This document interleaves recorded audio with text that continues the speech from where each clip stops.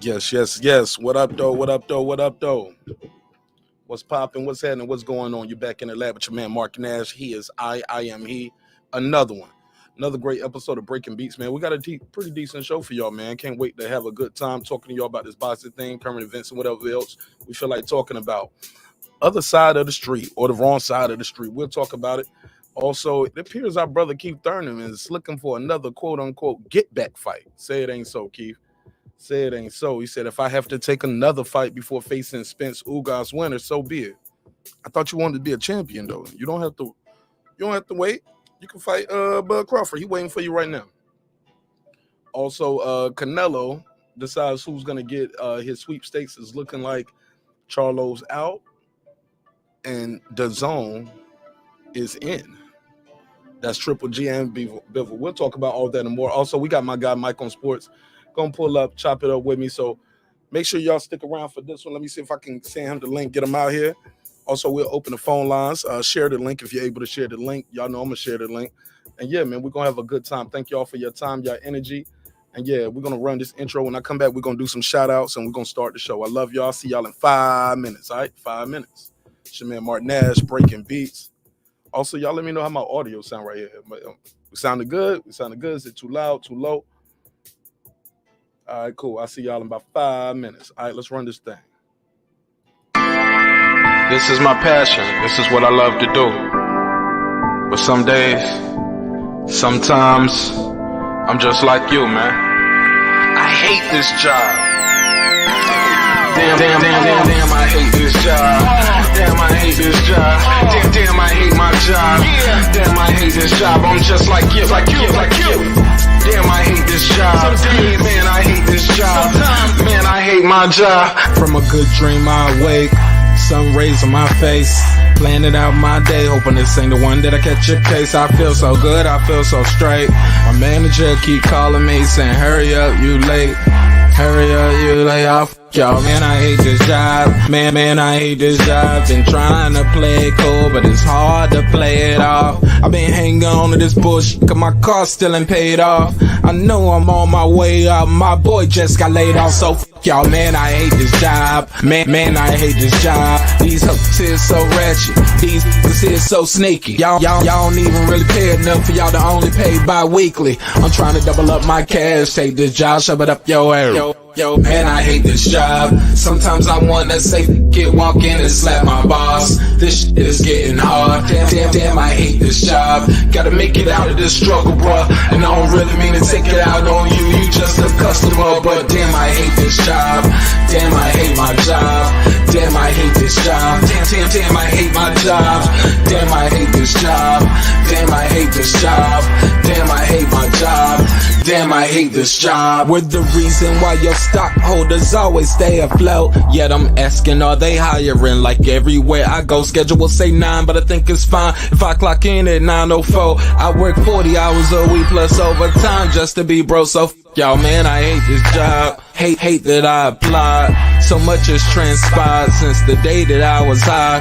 Told me I could advance, but you were telling me lies. Gotta give your notice before I quit, but you don't say shit right before I'm fired. Damn, man, I hate this job. Sometimes I wanna say, walk in and slap my boss. This shit is getting hard. Damn, I hate this job. Gotta make it out of this struggle, bruh. And I don't really mean to take it out on you. You just a customer, but damn, I hate this job. Damn, I hate my job. Damn, I hate this job. Damn, I hate my job. Damn, I hate this job. Damn, I hate this job. Damn, I hate my job. Damn, I hate this job. You and your procedures. You and your protocol. You and your policies. None of that shit don't apply to me. You and your quotas. You and your standards. You and your 2 sick days a year. Y'all niggas bananas. Wonder why the postman's posted with hammers. Going postal with Popo on camera. His wage got him enraged. Stressed out, it's hard to maintain. He flips the middle, grabs his. He said, if you don't get the picture, I quit, you ain't shoot. Mother, man, I hate this job. Sometimes I wanna say, walk in and slap my boss. This shit is getting hard. Damn, I hate this job. Gotta make it out of this struggle, bruh. And I don't really mean to take it out on you. You just a customer, but damn, I hate this job. Damn, I hate my job. Damn, I hate this job. Damn, I hate my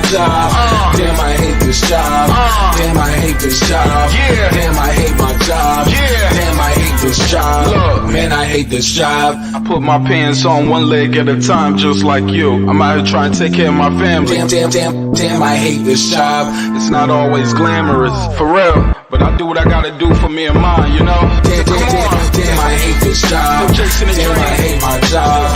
Damn, I hate this job. Damn, I hate my job. Damn, I hate this job. Damn, I hate this job. Damn, I hate my job. Damn, I hate this job. Damn, I hate this job. Damn, I hate this job. Damn, I hate my job. Damn, I hate this job. I'm just like you, nigga. Damn, I hate this job. Man, I hate this job. Man, I hate my job.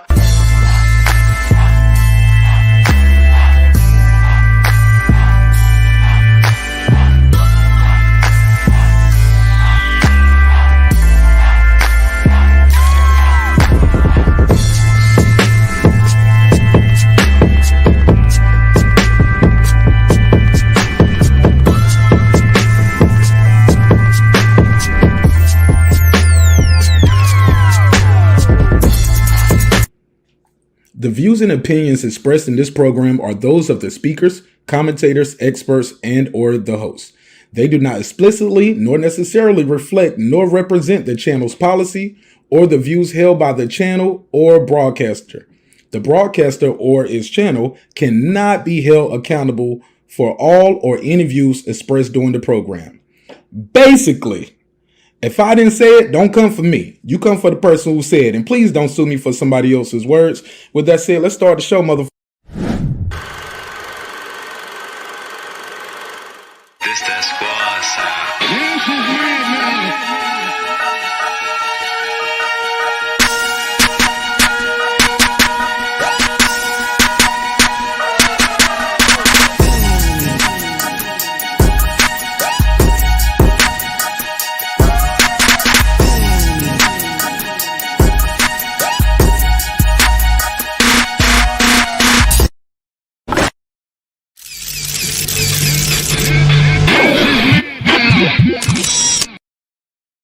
What's good? What's good? What's good? What's poppin', neighborhood? What's going on? You back in the lounge, in the lab with your man Marqnash. He is I am he, man. Let's get into this boxing talk. What's the deal? How you feel? Keith Thurman. I was saying, if I have to take another fight before facing Spence Ugas winner, so be it. Is he ducking? I mean, because there's no more side of the street, or is it? It appears the side of the street has not ended yet for the PBC. Shout out to everybody who's pulling up. Let me see who's here early. Shout out to Bobby. What up, Bobby? Shout out to my guy Sean Connery, Uncle Kenny. He said if men wins in the Warriors, then we'll have a game. Look at Uncle Kenny out there making his bets. I ain't mad at him. Shout out to Nick Cassiano, Charles in Charge. What up, family? Welcome home. Welcome home. Shout out to my guy Derek Lincoln. Welcome home. Welcome home. Welcome home. What up? What up? What up, though? Shout out to Mike on Sports. Supposed to pull up here, chop it up with me about some boxing, but you guys are more than welcome to talk to me as well. I'll drop the phone line and the link out there as well for you guys briefly. Let me say this. Let's get into it. It's Thurman ducking. Also, we'll talk about that. Also, Ryan Garcia look like he gonna win the sweepstakes. How did is Devin Haney really that good? Is he getting ducked, guys? I'm gonna put this phone number out here. I love to chop it up with y'all about boxing. Let me know what's going on. Is he ducking? I mean, or is he getting ducked? Pardon me. Say it ain't so. But yeah, man, it appears in the YouTube world, we got a lot to talk about when it comes to these fights. Some people are upset that Canelo is not fighting CHarlo. Some people are calling it a duck move. Is it a duck? Is it a duck? Because for what I'm hearing, he getting offered $85 million. $85 million for a 2-fight deal with DAZN. I am not mad at Canelo. I am so sorry. We're going to talk about it, but $85 million, come on, guys. What would you do? What would you do? $85 million for 2 fights? Oh, ka-ching. Can we give him a drop? How my drop sound? Let's turn it down. That was a little loud, right? It's a little loud. Let's turn it down. There you go. But come on, Canelo getting to the bag. But some people gonna call it a duck. Call it a duck move. Bear with me one quick second. Let me square this away. Got my guy Mike on sports. What up, homie? How you feel? What's the deal? What's the business, man? How you living tonight, big dog? I like that motherfucking gaming chair you got right there, man. I need me one of them bitches, you know what I'm saying? I don't really be trying to invest. I don't really try to be like investing like gaming chairs and shit because I got this chair that I'm always in, you feel me? So I don't like changing goddamn these seats too much. Yeah, I got this chair because it's made for you to sit in for long periods of time. Okay. Yeah, the other chair I had, I'll sit there too long. Find myself doing like this while I'm talking. I'm stretching my back. This has the lumbar support. It got the little pillow for you. Yeah, man, I can drop the seat back like this and take. I like that bitch though, man. I like that. Staples. They got them in Staples. How you living though, Marq, man? How your night going, brother, man? Man, I'm good, man. My wife just came in and told me she got a flat tire, so I gotta pump up the tires on her truck because she don't know which one it is. So I gotta, hook the thing up and go around and pump up all the tires. But yeah, that's family stuff. How you feel though, man? Talk to me. What's going on in the boxing world? It appears we still having this wrong side of the street conversation. Before we start that though, please introduce yourself and also tell people about your dope ass channel. Yo, what's going on, man? It's your boy Mike on Sports, aka man Mike Grouse, man. You can find me on Mike on Sports on YouTube. Check me out, you know what I'm saying? We go live every day. I don't really have a scheduled time, but I go live, you know what I'm saying? You catch me when you catch me, you feel me? But we have fun, you know what I'm saying? And we talk boxing, we talk a lot of shit. From everyday life to basketball to boxing and I will be doing a NFL stream this Sunday for the Super Bowl. Derek Link is supposed to join me, even though his Dallas Cowboy not in there. He said he'll hop on for a little bit. I told him I was going to ask marqnash what he had going on. So I'm gonna try to invite about 5 or 6 people on and have them come on during the game and just chop it up, man. Hopefully we have a good game. If not, then we'll be talking shit about a blowout. But I'm excited to see the Bengals and the Rams this weekend. I think it's a kind of an even game. The only thing that I'm worried about is if the Bengals O-line can keep it up to where Von Miller and Aaron Donald and my guy Leonard Floyd not coming off that edge and just wrecking shot on my boy Joe Burrow. Guys, if you give Joe Burrow time, that motherfucker will make you pay. You know what I'm saying? So big ups to Joe Burrow. But back to this boxing shit, man. What you mean wrong side of the street? Who on the wrong side of the street? It appears we got some of these guys right here. I don't know if you can see the banner. See the screen, but when you look at the side of the street, Bud can't get a fight with Spence and Ugas and none of these guys, and Keith Thurman wants another get back fight. We're going to talk about that as well. CHarlo can't get Canelo, Triple G, or none of those guys, and he don't want Andre, which is weird. So he's in a different situation because he actually not giving Andre the fight. And it seems Devin Haney can't get his shit going on in the welt on the lightweight side of the game. So it appears we have a lot of side of the street shit still going on in boxing. What do you think of that? Your mic muted, bro. Side of the street, man. I'm not quite sure. Looking at the CHarlo shit, to me, it's just more of a financial gain for Canelo. 85 million is better than 45 million when you're looking at the competition and what you're going to face. Dimitri Bivol, we've seen him over. If you watch Dimitri Bivol like I did when he first came out, he was just this power punching dude, knocking motherfucking shit off from everywhere. You know what I'm saying? His first 10 fights, first 11 fights, he had 11 KOs. Then ever since then, past 6 fights, he's been looking like, is he really? No. Then last fight with Leon Richards over in the UK. You know what I'm saying? It was like, damn, dude had some success on him. You know what I'm saying? I've seen Joe Smith hurt him. So I'm not that high, or I'm not as high as I was on Dimitri Bivol. In Triple G, man, he ain't fought in 2 years.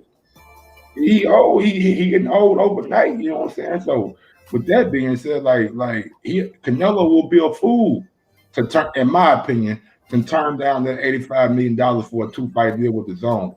We all know that if you just looking at the competition wise, who is the biggest threat to Canelo out of the Bivol, Triple G, and CHarlo? I think most of us would agree that CHarlo might pose the biggest threat. And if that's the case, you know what I'm saying, you got to look at it from a business perspective. Do I want this easy $85 million? And I can always come back and revisit, you know what I'm saying, a fight with CHarlo. Right? That's always going to be there because he's always calling my name. He's always at my fights. He's always saying that he wants another fight. So that fight always going to be there. Should I go up and clean up this $85 million real quick? I think he should. And when you're looking at Devin Haney, I mean, when it comes down to it, he's not in the driver's seat. He cannot dictate what happens. Only George Kambosos and Lou DiBella can. And if Lou DiBella feels like, man, maybe Lou recognized Devin Haney as being that threat. Maybe he feels like a Ryan Garcia, somebody who's been off for a while, somebody who has had mental issues and had to step away from boxing to get his stuff right. Maybe he feels like that's a better fight for his fighter, and Ryan Garcia is a more popular name than what Devin Haney is. Go ahead, Marq. But look, name where though? Like on Instagram and Twitter, that hasn't been translating for these spectacular numbers for Ryan Garcia. When they tell me he's such a big star on Instagram, I don't see him doing no crazy numbers like that. How do we know when the Zone don't release their numbers? Fair enough. You know what I'm saying? I mean, he from what I know, he fights on the Zone, and they ain't got to release nothing. You know what I'm saying? And the Zone just gave Golden Boy a new deal this past year. So whatever Golden Boy is doing, the Zone is happy with it. And Dan Rayfield, it's reporting that the Zone really don't have any interest in a Devin Haney versus George Kambosos fight. You know what I'm saying? So what does that say though? Does that mean Devin isn't quote unquote the big star that we all think he is? Because here's the deal, and this is my opinion. They had a lot of where's the money? Like they put up a lot of money for that bid, right? For the Tyson Fury purse bid. Somebody's gonna have to pay these guys. Why didn't they I always figured if they put up enough money for George Kambosos and let him have the fight in Australia where he said he wanted it at. I mean, why not fight Devin? Do you think Devin was, did too much shit on the internet that made George say, you know what, I don't like this mouthy American kid. I ain't giving him a shot. Because Ryan Garcia, low-key, was keeping quiet. Just, you know what I'm saying? And just slid right in like a dancer. Just slid right on in there. He probably about to get the fight. I always look at boxing as a business. Real quick. Let me grab me a bottle of water. Go ahead. I always look at boxing as a business. You know what I'm saying? And the reason why I always look at it as a business, guys, it is a business. If you look at what the Zone has been paying Devin Haney, we all know at 135, maybe Devin Haney makes the most money. And you got to take that into considerations. Do the Zone want to put on a fight with Devin Haney and George Kambosos to where you got to pay Devin Haney more than what he made against Linares? And we already know that he made about $3 million with Linares. So you're looking at $3.5-4 million for Devin Haney to get in the ring. And also you got to look at Ryan Garcia, a guy who has been complaining about money, complaining that his promoter not giving him a fair shake or a fair split. Maybe he does not demand the amount of money that Devin Haney demands, and that's why the Zone is more interested in Ryan Garcia than they are Devin Haney, because Devin Haney had that big number against Jorge Linares, and for a 4-belt undisputed, you got to think Devin is going to want more money than he got against Linares, and we all know Ryan Garcia, from what we hear, is not making what Devin Haney is making. So if you're the Zone, you're looking at it like, what is a better business model? Is it going with Devin Haney and paying them $3.5 million, or going with Ryan Garcia and giving them $1.82 million for something that he ain't never made in his life, and you can save money and maybe entice George Kambosos a little bit more?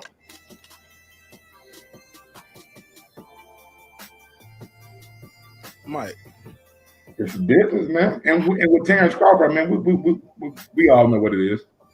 He just waited. Got to get cleaned up. They said my man got to clean up his side of the street, though.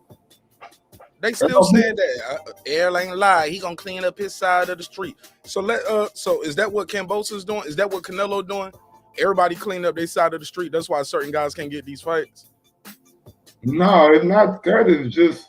It's just the business of boxing, man. Like Earl and Ugas, it's easy to make. It's easy for the money. No, like no matter what we want to see, they gonna do what they always do, and they it wasn't that easy to make though, Mike. Remember, they already had Ugas in the tournament. They had to get him out the tournament. Remember? When you've been doing business with Shelly Finkel, and for those who don't know, Shelly Finkel is a advisor to Stan Owens. When you've done business with Richard Schaefer, those who don't know, Schaefer is the promoter of Stan Owens. You know what I'm saying? With Probellum. When you've done business with those guys, you know what I'm saying, in the past, and you have a good working relationship, only thing it comes down to is money. That's all it comes down to, you know what I'm saying? Make sure these guys' bread is buttered, and they gonna step aside and do exactly what Stan Owens did, you know what I'm saying? He stepped aside, and he will be waiting for the Ugas and Earl Spence winner if he comes past Boutier. So you believe it's still possible we're going to get that fight in 2022? I'm not sure anything. I'm not sure how long Earl Spence Jr. can stay at 147. Are you certain he's going to make the fight? He could get injured in sparring again, right? Very possible. Yeah, anything is possible, man. But a big fight too. I just think that was a freak accident. You know what I'm saying? And I'm glad they caught it before he got in that ring and really could have did some real damage to that eye. So I mean, from all reports, from Earl, from Derek James, he's tip top from his sparring partner. He's hitting harder than he ever hit before. You know what I'm saying? So you're talking about Marcus Jarvis? No, I don't know. Man, it's Marvelous. Yeah. Mark. His name Marvelous on he never had a problem with his power. So for him to say he's hitting hard was never a problem with his power. The power was the injury. Yeah, I mean, but at the same point, you know, it's always good to give fans reassurance. You know, say, oh yeah, he ain't lost no step. He still got that crack. He's still hitting like he was hitting. You know what I'm saying? Don't let the car crash fool you. Don't let these guys fool you. Earl still like it's just to get fans back happy to see Earl Spence Jr. But now when he fights Ugas, all those questions that we got from the layoff to the car crash to the eye injury to whatever else you want to bring up, we'll have that answer come April 16th. Now, I'm not that sold on Ugas. I'm not sitting here saying Ugas gonna go out there and beat Earl Spence. I mean, I'm really not that big on Ugas. You know what I'm saying? I think Earl can possibly get a knockout in this fight if everything comes and plays out like it should. He has the hometown advantage. You know what I'm saying? Probably going to have about 40,000 people in attendance. So it should be a good atmosphere. You know what I'm saying? And let's see how Ugas reacts to being on the stage like that. Because I'm telling y'all, when y'all go to Jerry Jones Stadium and y'all watch a fight, that shit is like no other fight you ever seen in your life, man. That shit is a great atmosphere, and it is a lot of fresh and fly people in attendance, men and women. Let me do this. Shout out to Todd. Thanks for the donation. Let me give him the $2 drop. I'll give you the $2. You give him the $2. All right, pay him the $2. Oh, pay the $2. Appreciate it. He said stimulus check. Mike, what up? Appreciate it. Hey, Mike, but I got a survey in the chat, guys, ladies and gentlemen. We got a survey in the chat. I got a question though, bro. Is that like a KKK dashiki? Hell no. I don't know what he got on right there. KKK dashiki, my nigga. That's hilarious, but I don't think that's what that is. My nigga, I know what they are.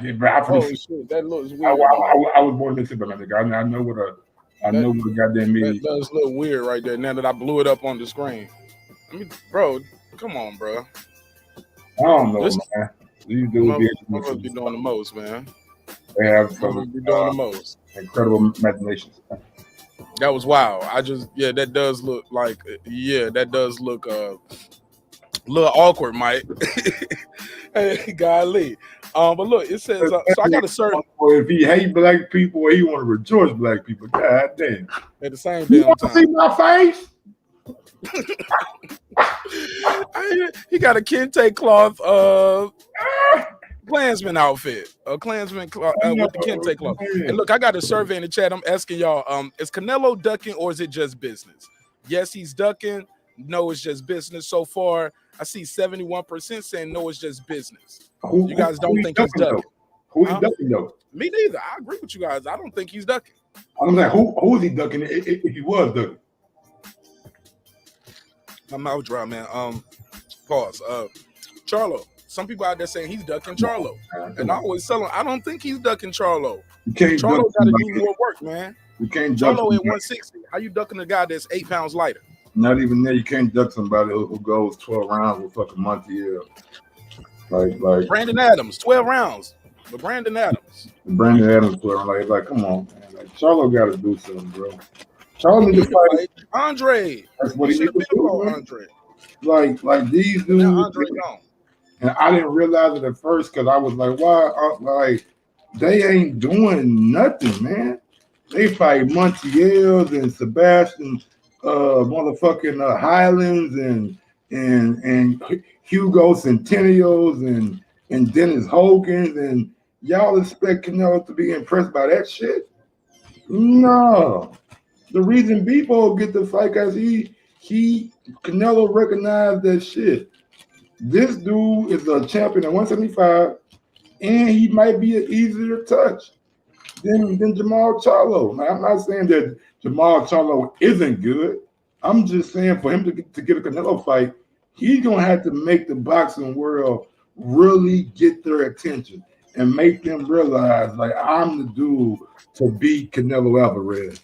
Do what you said he was gonna do, CHarlo. Do what you said. Do something. What he say he gonna do, Mike?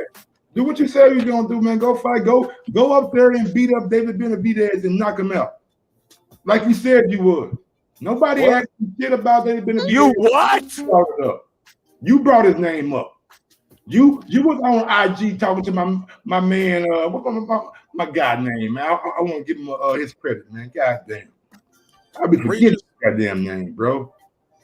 Who's talking to Regis Progress? No. He was talking to my dude that be doing these boxing interviews on IG. Little short black dude, kind of. I forgot his name, but anyway, he was talking to him, and out of nowhere, man, he's like, you know, a fight that I really want Benavidez. The kind of shots he get hit with, he can get hit with these same shots by me. I'll move up and I knock his ass out. A weight don't matter and a belt don't matter. Those are his words. I'm not making this up. So if all that don't matter, man, why can't we see you in the ring with somebody like David Benavidez? You know what I'm saying? That'll get Canelo's attention. That'll have Canelo looking like, all right, maybe we can get something going then. Like, you just gotta make your own way, man. Like right now, Canelo pick and choose. You know what I'm saying? He does what he wants to do, how he wants to do it. Yeah, I always told these guys, you got to build your own legacy. I don't think, because when you look at Canelo's purses, when you pull up how much they paid him to fight Triple G. I pulled it up before. It's public out there, and you be like, oh, that's why he didn't fight Triple G no more, because he only got $5 million for Triple G. He got like 15 to 20 for when the guy from the UK that he fought. I forgot his name. It might have been Liam or something like that. He got $5 million win for Triple G. Say it again. He got $5 million win for Triple G. Say it one more time. You think he got $5 million for Triple G? Let me pull it up. That probably was like his guarantee. That's what I'm saying. Yeah, the guarantee. Canelo purchase. $5 million, you know what I'm saying? Probably for the first Triple G fight. You know what I'm saying? Second fight, he got way more than that. And now he's about to get shit a truckload more. Yeah, I got it out here. It's a whole little graphic where we pulled and up. then Like, you get the first fight with Triple G. Well, shit, both fights with Triple G was under Golden Boy, and we know how how that fell out with him and Golden Boy. You know what I'm saying? So it's like I got it. if that's true, I can't get mad at Canelo for saying fuck Oscar. $5 million. Look like that's what he got for both fights. Nah, hell no. Let me see. I got it right here. I'm gonna show you the graphic that I got, and I'll cite my sources and I'll share my screen so you guys will know what I mean when I say these things. When you look at this guy's purse, Canelo would earn an official purse of $5 million, and Gennady would make $4 million. Alvarez will potentially earn $40 million, and Gennady could earn about $30 million. So yeah, the guarantees were 5 and 4. But on the back end with the success of the first pay-per-view and the second, first one did 1.1, second one did 1.3. And also what he get right there, you can see his revenue share. I don't know if you can see the screen. So when people was like, oh, he ducked Canelo ducked CHarlo, they was giving him $5 million to fight Triple G at the time, who was a killer. He was the killer. He was the undefeated 160 unified champ. He knocking everybody out, everybody ducking him, allegedly, and scared of him. Okay, Canelo goes up and fight him, make $5 million. Fight him again, make another $5 million. This time he gets the lion's share of the pay-per-view. After that, you know what? They was like, well, fight CHarlo now. Shit, they about to pay me $15 million to fight Rocky Fielding. Okay, now they're gonna give me 25 to fight Jacobs, another 25 to fight Kovalev. Man, no, this is business. And that was a part of the zone deal before So I don't care if it was part of the damn Coca-Cola deal, the Candyland deal. That you got to give it to him, bro. You got to give it to him, though, Mike. That's earning. Oh, for sure. Big earning, changing your life, changing your family life. When it comes to it, I mean, like Canelo is the biggest earner in the sport, and really at this point in time, like it's not about the money. Like, I mean, let's be real, man. It's not for a guy like Canelo who done made, you added up, probably made about over $100 million in his career. You know what I'm saying? It's really not about the bread anymore, man. It's about what kind of legacy he wants to leave. 2-time light heavyweight champion, that looks good on the resume. Having a trilogy going down with Gennady Golovkin, who was once one of the most feared or most hyped middleweights in the world. You know what I'm saying? That looks good on the resume. Fighting somebody like a Jamal Charlo who really ain't had, he really ain't proved a lot. You know what I'm saying? Like he really ain't proved that he is what a Triple G is. Like at least Triple G got to win over Daniel Jacobs. You know what I'm saying? No matter how controversial you think it was, he got to win over Daniel Jacobs. Like what is Jamal Charlo's biggest win? Julian Williams back at 154 pounds. Like it's a lot to like really go into it. So when you look at legacy, I think Canelo's building legacy, and he's taking the path of least resistance. You know what I'm saying? Because he's coming off of, no matter what we think about those guys that he just fought, with the exception of Albany Eardrum, every one of them guys was a champion. From Calvin Smith to Billy Joe Saunders to Kelly Plant. All them dudes were most of them were undefeated champions too. Mm-hmm. Shit, all of them were. Billy Joe didn't lose, Plant didn't lose, or Kelly Smith didn't lose. So all them dudes are undefeated champions, you know what I'm saying? And Triple G. Yeah, Triple G. And we talking about this guy's taking less resistance. That's a risk. He's going up in weight fighting these guys. He went up in weight. I don't know. I think we got to give Canelo more credit. And you said, but for now, it ain't about the money. It's a risk, though. Huh? I wouldn't say it's a risk. I think. And let me tell you why, though, Mike. Talk to me.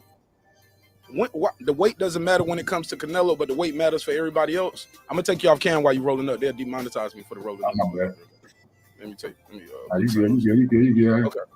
Yeah. Hey, look, I'm getting on your level right now, Mike. I saw you over there breaking down, man. You know what I'm saying? Hey, look, what I'm saying is this: the weight mattered for when Tank Davis when Tank Davis beat Mario Barrios, and after he beat Mario Barrios, we was like, well, you got knocked out by somebody who was a lightweight, so the weight mattered then. We said Keith Thurman was taking a light touch by fighting a lighter guy. So why, don't that apply with Canelo? Canelo is the naturally smaller guy compared to these guys. So shouldn't that count for him the same way? I don't think so, because when you look at Bivol and you look at Triple G, like Canelo calling the shots. If he wants to fight the Dimitri Bivol at 170-pound catch weight, what the fuck is Dimitri Bivol gonna say? No, he's not. He's gonna say, all right, I'm gonna do it. You know what I'm saying? Like one thing he do that. Hold on, slow down though, Mike. That ain't what he doing though. That ain't what he do. I would know that. Huh? I would know that. I mean, we would know that already. I mean, we talking about when you talking about fights that haven't happened. I'm talking about the fights that did happen. We don't know until the contract is signed what weight class is gonna be in. Well, I think Caleb Plant would expose that shit, right? As mad as he was. Nah, Caleb Plant he ain't no power. Rocky Fielding had a weight clause. Kevin Smith had a weight clause in rehydration, not a catch weight though. It was the rehydration part, Mike. That's worse.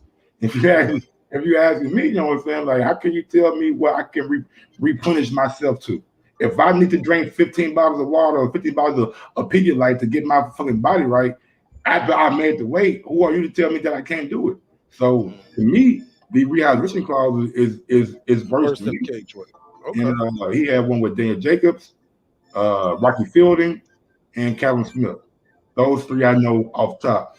So Canelo is never taking a uneducated risk. Every step he makes is calculated. He learns from Floyd Mayweather.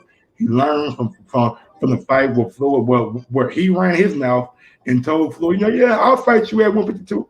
And he's seen how that backfired on him. You know what I'm saying? He's seen how tired he was in that fight. And maybe he just put that in his arsenal, in his game plan against Kovalev too. You know what I'm saying? Because I asked Kathy Duval right to her face, you know what I'm saying, who was the promoter of Kovalev at that time. And I asked her, like, is there a rehydration clause? And she looked at me and said, no comment. So I asked, is it no comment because it's a muzzle and y'all can't talk about it? Or is it a no comment because something else? And she was just like, again, no comment. So that tells me all I need to know, man. Like, Canelo never gonna put himself in a position where he is taking an unnecessary risk. That's one thing he has learned over the years and has become very astute at doing, is making sure everything is in his favor. And that's called good business when other people do it, right? Or no? That's just called being the A side. Shit. Being the A side. That's called being the A side, bro. That goes back to when Oscar De La Hoya picked Floyd Mayweather glove. That goes back to when Floyd said, "No, Marcus McDonough, you ain't wearing them bitches. Put these motherfuckers on, dog." You know what I'm saying? Like, that's what the A side does in boxing. A side in boxing, man, is it is unlike any other sport. These dudes have ultimate say-so on what the B side is going to do, from the ring walk to the gloves to coming out first, coming out second, to the name on the banner. To the rehydration clause, to the catch weight. If you really want to fight, and most of these guys do, because they want to make that big money. And they recognize the only reason we're gonna make this big money if I fight Canelo, he's a cash cow. He's a guy who draws everybody in. They understand that. So with that being said, like, I can't fault Canelo for these dudes wanting to get paid and really, you know what I'm saying, putting their stuff behind the 8-ball. All right. I got two other topics on the docket, and then I'm gonna open the panel up and take some phone calls. But the phone lines are open now. If you want to call in, whether you agree or disagree, the number is on the screen: 4707-059507, 4707-059507. Oh yes, you rocking with the best. It's your man Marq Nash, special guest, my guy, your guy, Mike on Sports. One of the best out there in the business, hands down. One of the best, one of the most consistent. Definitely gonna give you 2 or 3 shows a day sometimes. I'm like, damn, this dude on show number 4 today. How you do it? But shout out to Mike. The number again, guys, is on the screen: 4707-059507. You can call in, voice your opinion on this topic. How do you feel about this part right here, Mike? The second topic I had on the doc. Keith Thurman is now sounding like he said the business. He's saying, I want to fight the Crawford. He's not saying Crawford's name no more. I'll remind you guys of this. As you can see on the screen, this was a quote that Keith Thurman had said immediately after Terrence Crawford got his TKO stoppage over Sean Porter in the 10th round via the corner back in November. He said, I'm going to be getting back in the ring shortly. I'd be more than happy, more than willing to step in the ring with Bud Crawford next summer. I'm willing to fight Crawford in 8 months from now approximately. I would love to fight. Now he's saying, if I have to take another fight before facing Spence Ugas winner, so be it. We'll see what the business is like and things like that. But it sounds like Keith Thurman wants another get-back fight instead of going straight in there with Bud. When Bud was asked about this on the Porter Way podcast, he said, why we got to wait so long? It sounds like you ain't confident. Sound like you ain't confident in yourself. What do you guys think in the chat? And also, Mike, what do you think about Keith Thurman saying, hey, if I got to take another fight to get the Spence Ugas winner, so be it. That sounds like another get-back fight. Sound like another tune-up to me. When on the flip side, Terrence Bud Crawford is saying, hey, I'm ready right now. I'm available now. It ain't no side of the street. You want to be a champion? Here's a champion. Here's a belt with no date. Why not? Go ahead, Mike. You got the floor. I mean, man, honestly, man, nobody care about Keith Thurman, bro. Come on, man. I don't give a fuck about the nigga no more, man. Damn. You what? I'm just being real with you, man. Dude coming out and saying all this shit after the fight, man. Well, nobody cares, bro. You went out there. To me, you wasn't, man, even though you beat up Barrios, that's what you're supposed to do. A guy coming up from 135 pounds, I wanted to see him get a knockout and really cement that one-time name is back. That one-time name is back.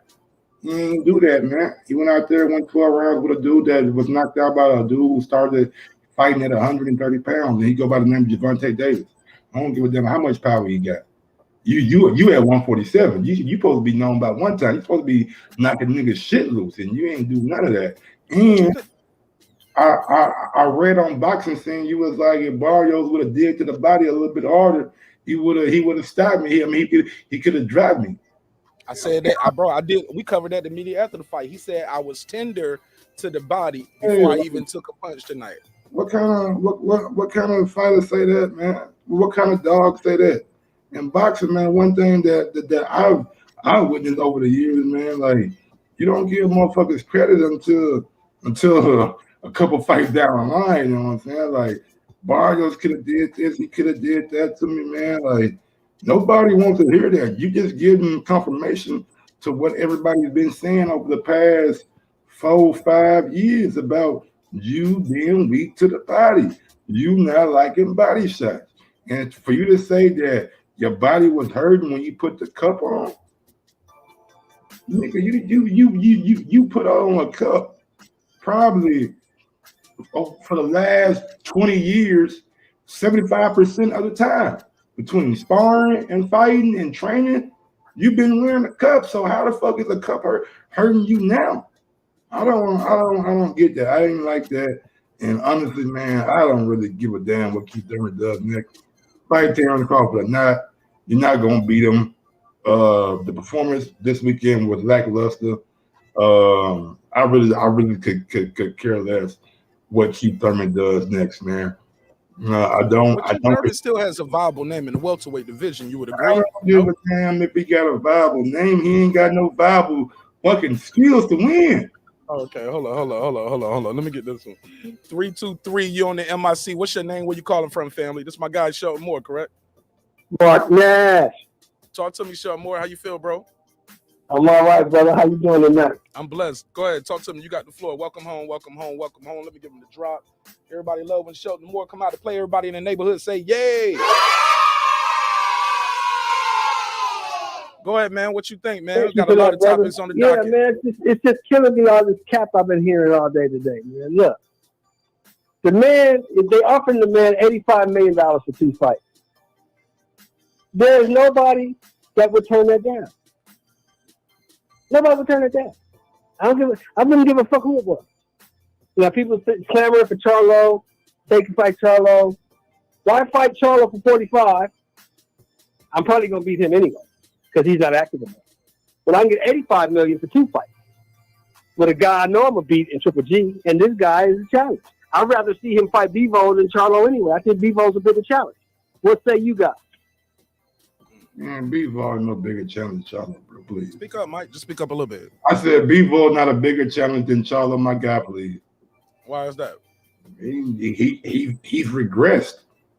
I mean, if you look at Bivol when he fought on HBO to Bivol now, the level of opposition may be a tad bit better, but he ain't been looking like the. Marq, you're gonna have to repeat that because I can't hear him on this end.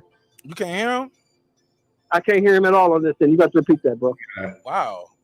Damn. Make sure I do that. I need to make sure y'all can hear each other. Okay. Basically, you say he's not a bigger challenge. What it is, Marq?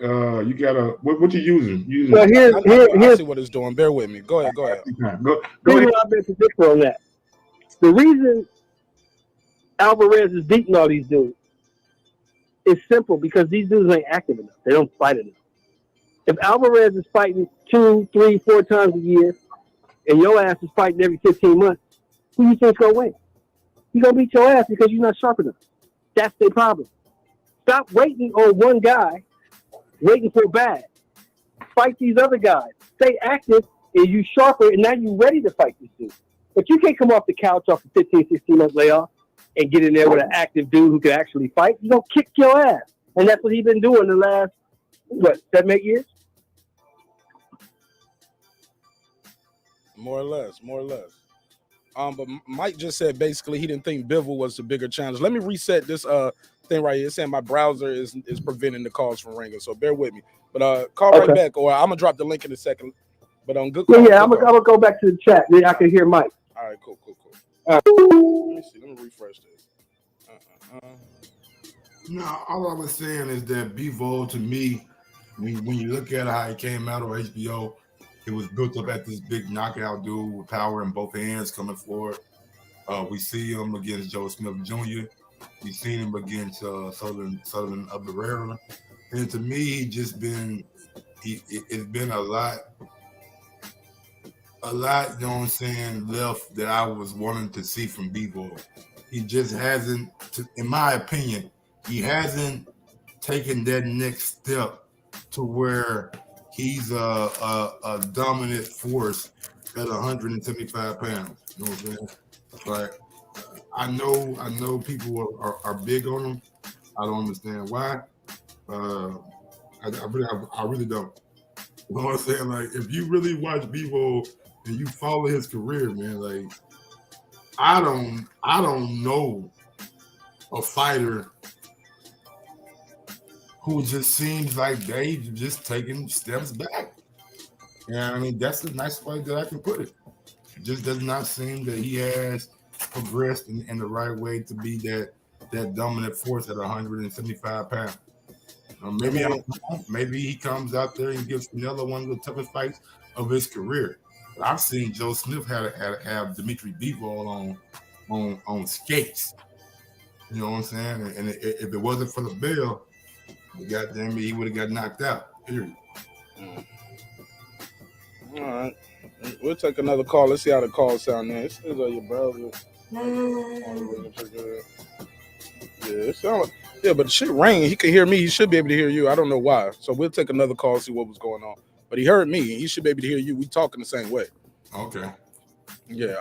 I ain't using the other setup. All right. Let me see, man. The other thing I saw and I had on the docket, and I ain't gonna keep you all night. I see you already yawning, man. Nah, getting man, me tired. Cool, you making me tired, Mike. I'm cool, man. I just been up all motherfucking morning. That's all.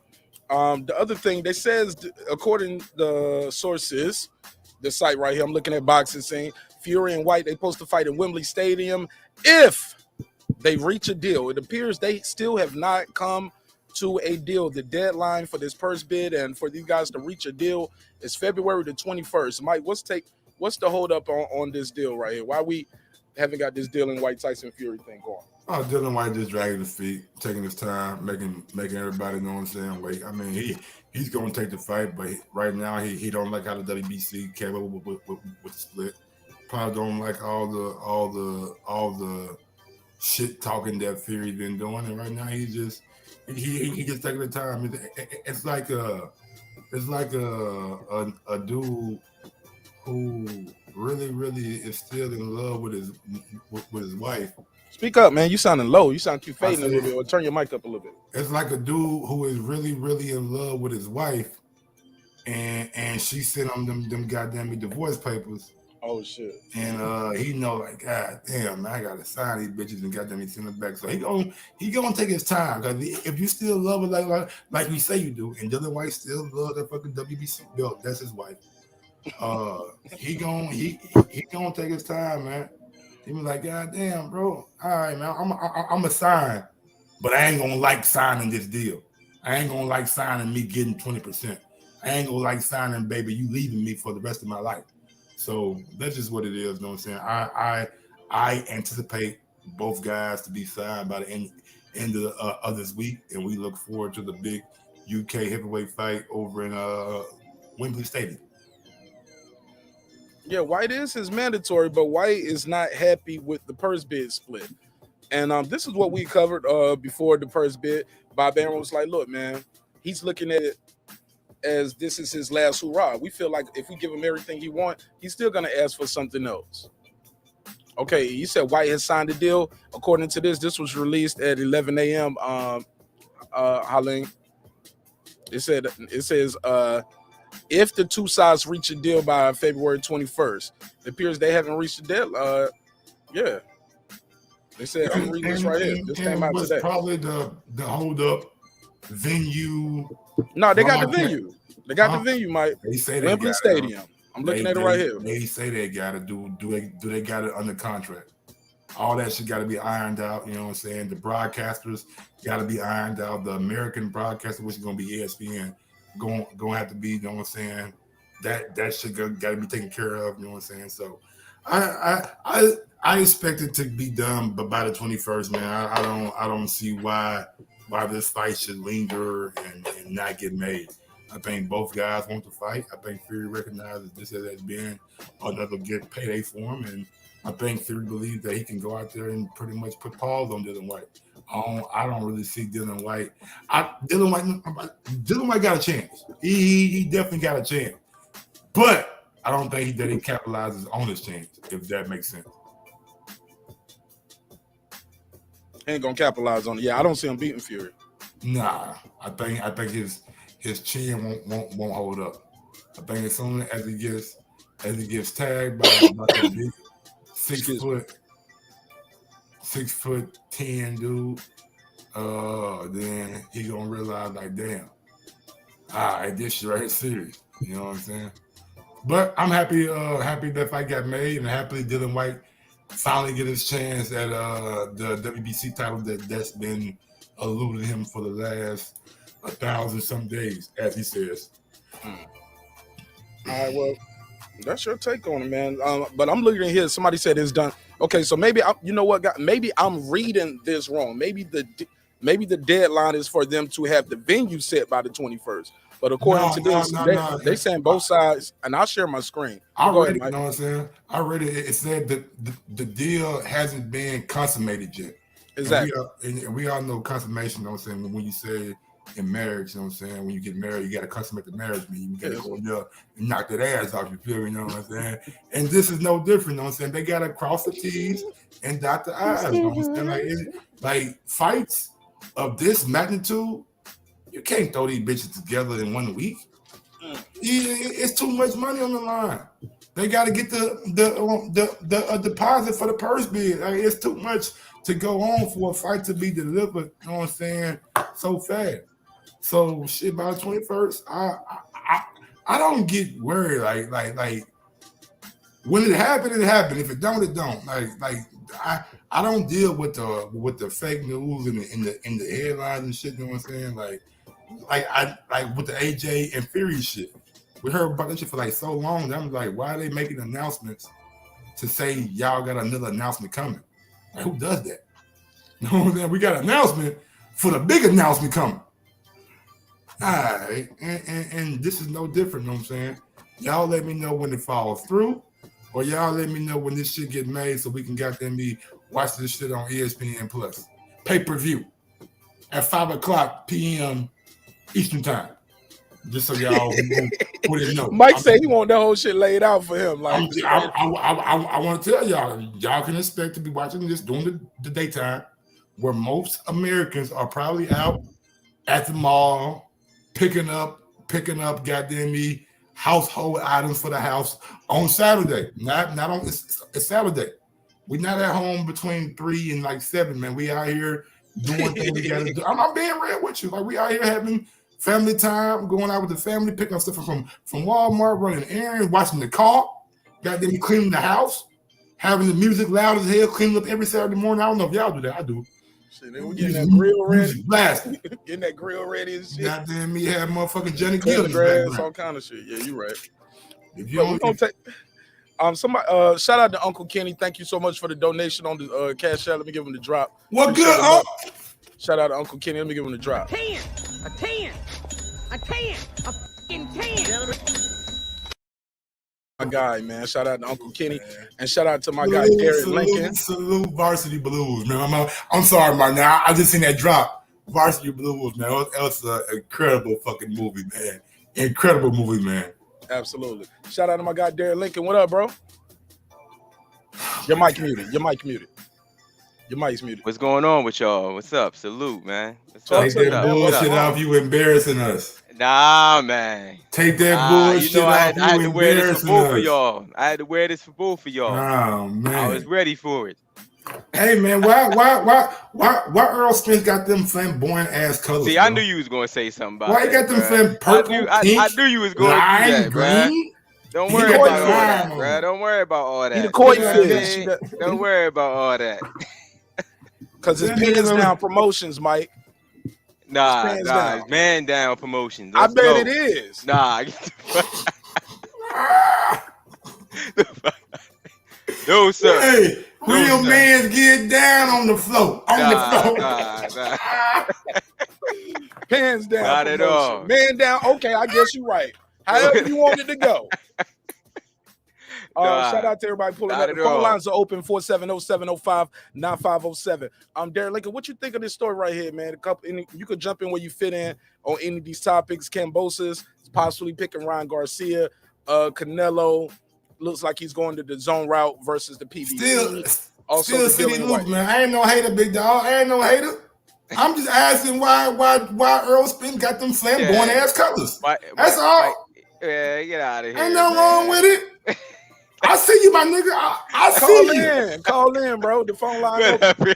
Or pull up. Fight for your king. Don't hate, Mike. But go ahead, Derek Lincoln. Get in where you fit in, man. Go ahead. Welcome on, though. Hey, man. What do Earl Spence say every time he get punched? What'd he say? Arr. That's There you go, man. Let me stop, man. Yo. The hate is real. That's mean. Whoa. I thought you were gonna say he said ow. Oh, for real? Yo, ow, 3 snaps in a circle. Yo, I hate y'all, man. I hate y'all. Y'all gonna leave my boy alone. Hey, look, I'm gonna show you Errol Spence's favorite dance in the club. Y'all ready? Yeah, what's this Errol Spence's favorite dance.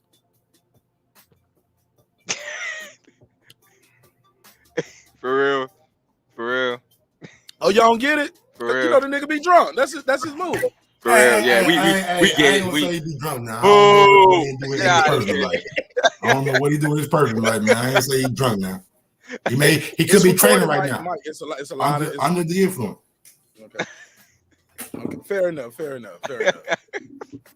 All right, Uncle Kenny said, shit, damn. He said, if I knew you was gonna do this, I wouldn't have donated. He said, that's fucked up, Mark.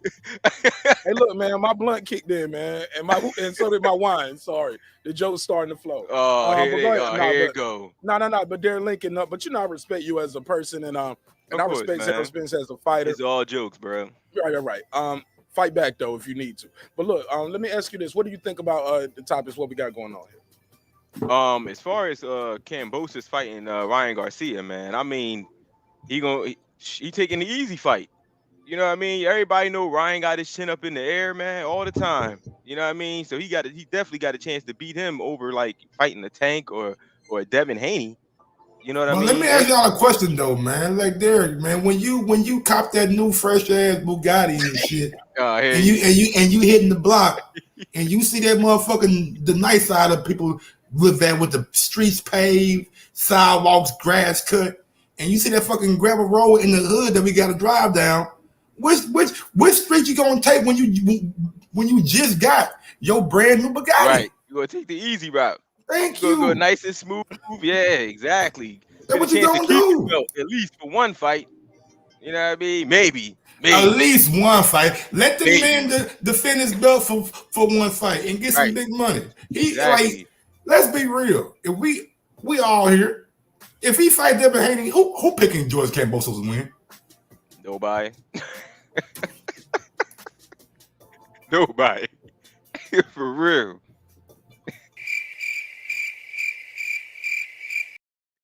Now, if he fights an unproven Ryan Garcia, you might have people on both sides like, yeah, man, Ryan can get him.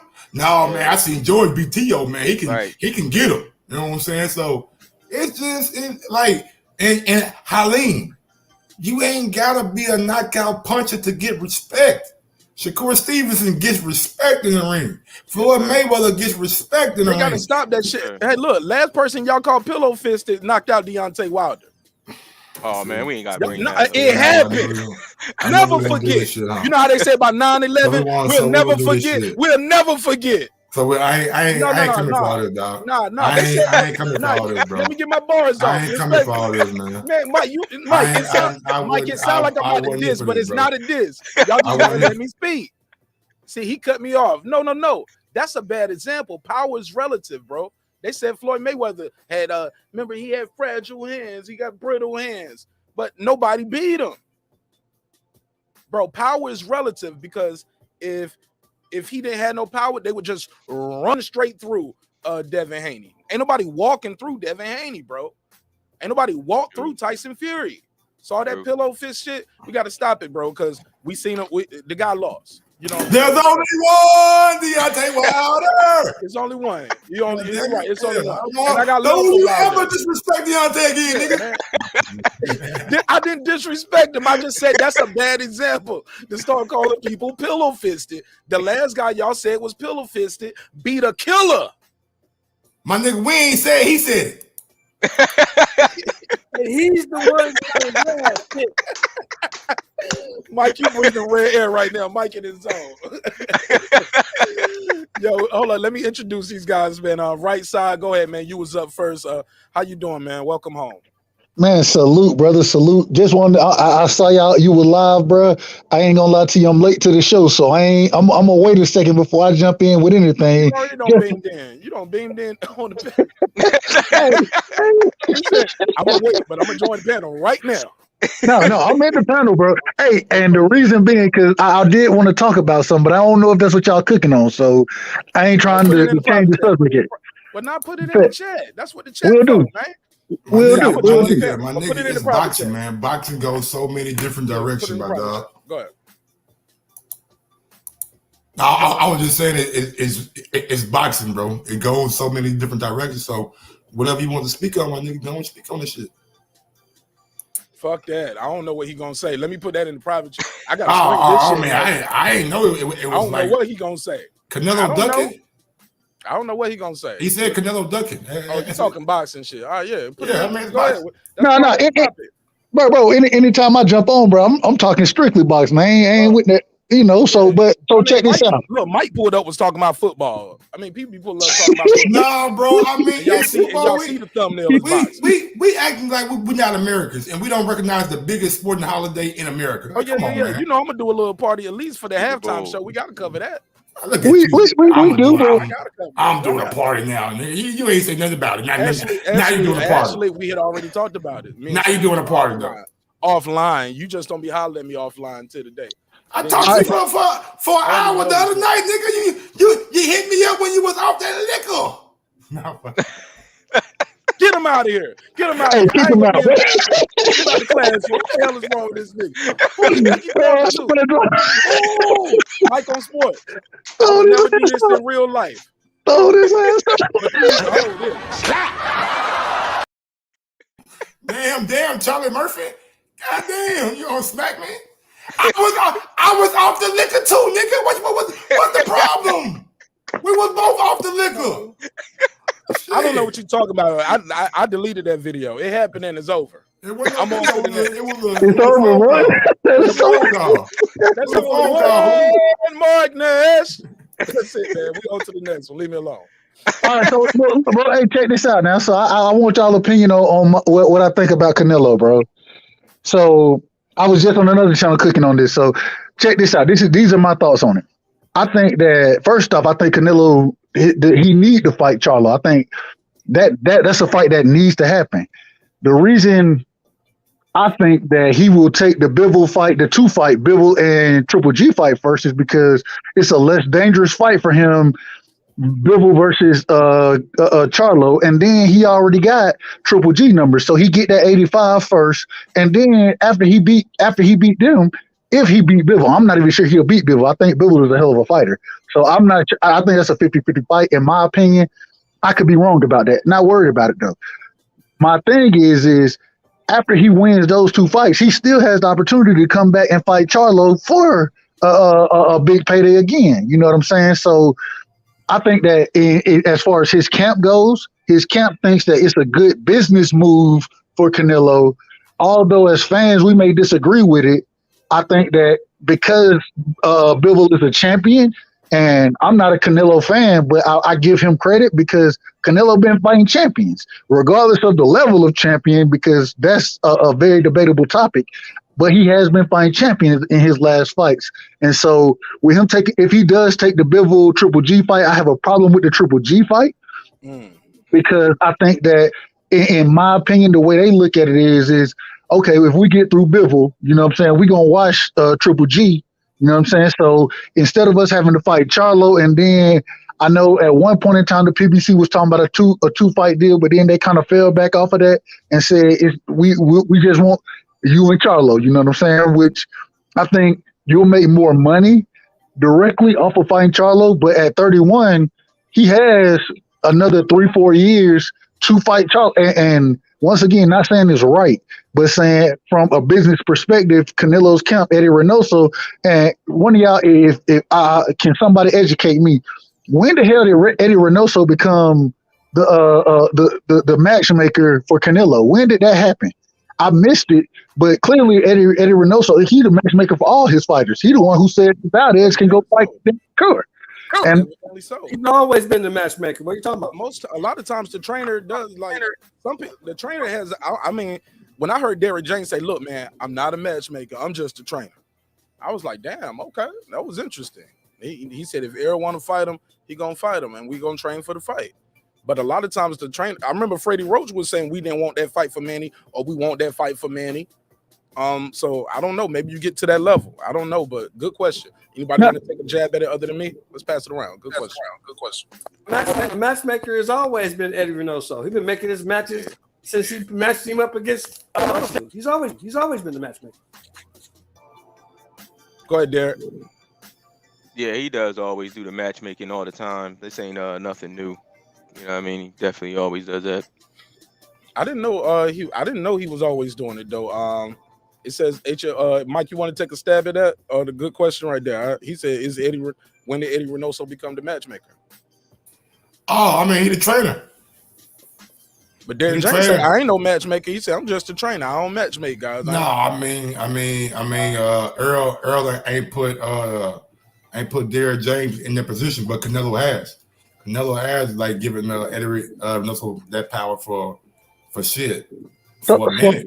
Ever since he left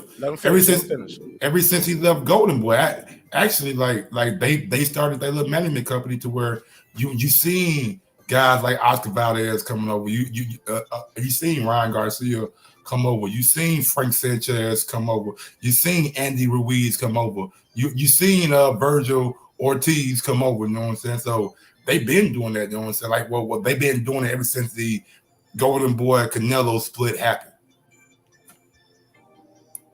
All right, good shit. Let's pass it around.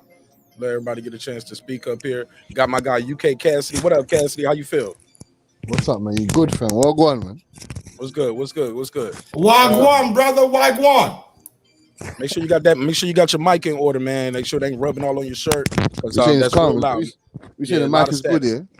Yeah, it's good right now. So far, so good. Talk to me, man. What's on your mind? We're talking about Canelo going with the DAZN weight, $85 million. Yeah, man, for two fights, and people saying he's ducking Charlo. What say you? Get your mic together. It's moving around.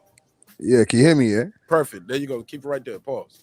Yeah, man. There's no ducking, man. How can he be ducking that guy, man? Like, come on, man. The guy doesn't even deserve to fight. We need to see you fight some monsters in your division before you start talking about Canelo, man. He's talking about 160. He wants to go to 168. You have fought no one. In your division for almost like half a decade now, man. I don't want to see you fight Canelo, man. They don't make no. That doesn't. Caleb Plant has fought Canelo. Billy Joe Saunders has fought Canelo. Like, come on, man. How can you say this guy a level of champions? Blah blah. He's fought. This Canelo's fighting everyone. Man. Why does everyone want to fight this guy? I don't understand, man. This guy's meant to fight heavyweights. He's meant to fight middleweights. He's meant to fight light heavyweights. He's meant to fight cruiserweights. So what's he meant to do next? Go fight Chocolatito? Is he gonna go fight Estrada? Is he gonna go fight a fucking what? Is he gonna go fight Tank next or something? I don't understand. They want payday. Want payday? Yeah, he deserves his payday. Everyone leave Canelo alone, man. The guy's he's a good fighter, man. Nah, we ain't gonna say leave him alone now. He fighting, he gonna fight now. We ain't gonna be out leave him alone. Nah, I don't. Look. Ain't gonna be no leave him alone now, but he gonna have to fight now. Fuck you. Look. No, I'm saying, look. Even he's leave him alone. No, I'm saying. Why is everyone like the guy's just a great fighter? Because he's the cash cow, bro. Of course, I would fight Canelo tomorrow if I was in the business. I would be trying to fight him. Of course. But I'm saying to you, what's your credential? You can't go to the bank and ask the bank for a loan, knowing that your credit is trash. You can't with a gun. They call it something else, though. But you're going to jail, exactly. And then if CHarlo is, I promise, I'm gonna give it back. But give it to me now, bitch. If Doclo goes to the bank with the gun, he's gonna get nicked and he's gonna get knocked out, sent to jail for good. Yeah. You get me? That's what I'm expecting anyway. I don't see Charlo. He's not technically good. Even Benavidez said it. He ain't got no skills. Like, he ain't technically good. He's letting Juan Montiel hit him, swole up his eye. So what's gonna happen if Canelo hits him in his eye like that? I don't understand that. I don't get it. All right, let's pass it around. Anybody else want to jump in? Go ahead. Anybody want to reply to that? Yeah, man. Before I go, I gotta run right quick. But fighters judge on TV. That mic is terrible, bro. Yeah, I gotta run. Check this. Who they fought, and who the fuck is Charlo and who the fuck is Charlo? Make haste. Speed it up, bro, because that sounds terrible. As soon as you hang up, just rewind and you'll hear how bad you sound, bro. But this answers my question. Who the fuck is Charlo fought and who the fuck is he beat? Thank you for your time and energy. Woo, sweet Jesus. Man, that was just like eating like cold grits or like that was terrible, man. That was that's messed up, yeah. Hard to digest, hard to enjoy. You get what I'm saying? But anybody want to take a stab at that? Yeah, I will. I'll take a stab at it, man. I don't think it's so much, and I agree with him to some degree because I don't think Charlo's fighting the level of competition he should. The reason he ain't is because he's chasing Canelo, and I think that's one of the biggest problems with him, Boo Boo, Andre, and a lot of other fighters is no. Boo Boo been chasing Charlo too. No, I'm not disagreeing with that. I'm not disagreeing with that. What I'm saying is because so many fighters have been chasing Canelo, they've stopped building their own legacy. I agree. The Charlo Andre fight, that should be the next fight that happens. So regardless of who wins, I could care less who wins. I want to see the fight. And so, but whoever wins, then you can say, well, I did fight this person right here. You know what I'm saying? I got somebody on my resume. You know what I mean? And Floyd Mayweather did it the best. Well, before Canelo could fight Floyd, what did Floyd say? You go fight this person. If you beat him, then we gonna fight. You know what I'm saying? He did the same thing with Keith Thurman. He told Keith Thurman, "Hey, if you go fight and beat Errol Spence, then we gonna fight." And so all I'm saying is I agree that you have to have a certain level of opponent.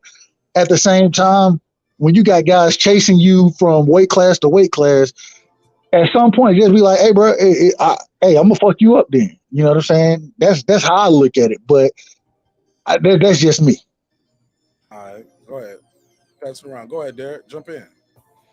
Yeah, I mean, I think that pretty much Canelo, like he'll pretty much beat him, man. Like Charlo doesn't really he's not really that good to me.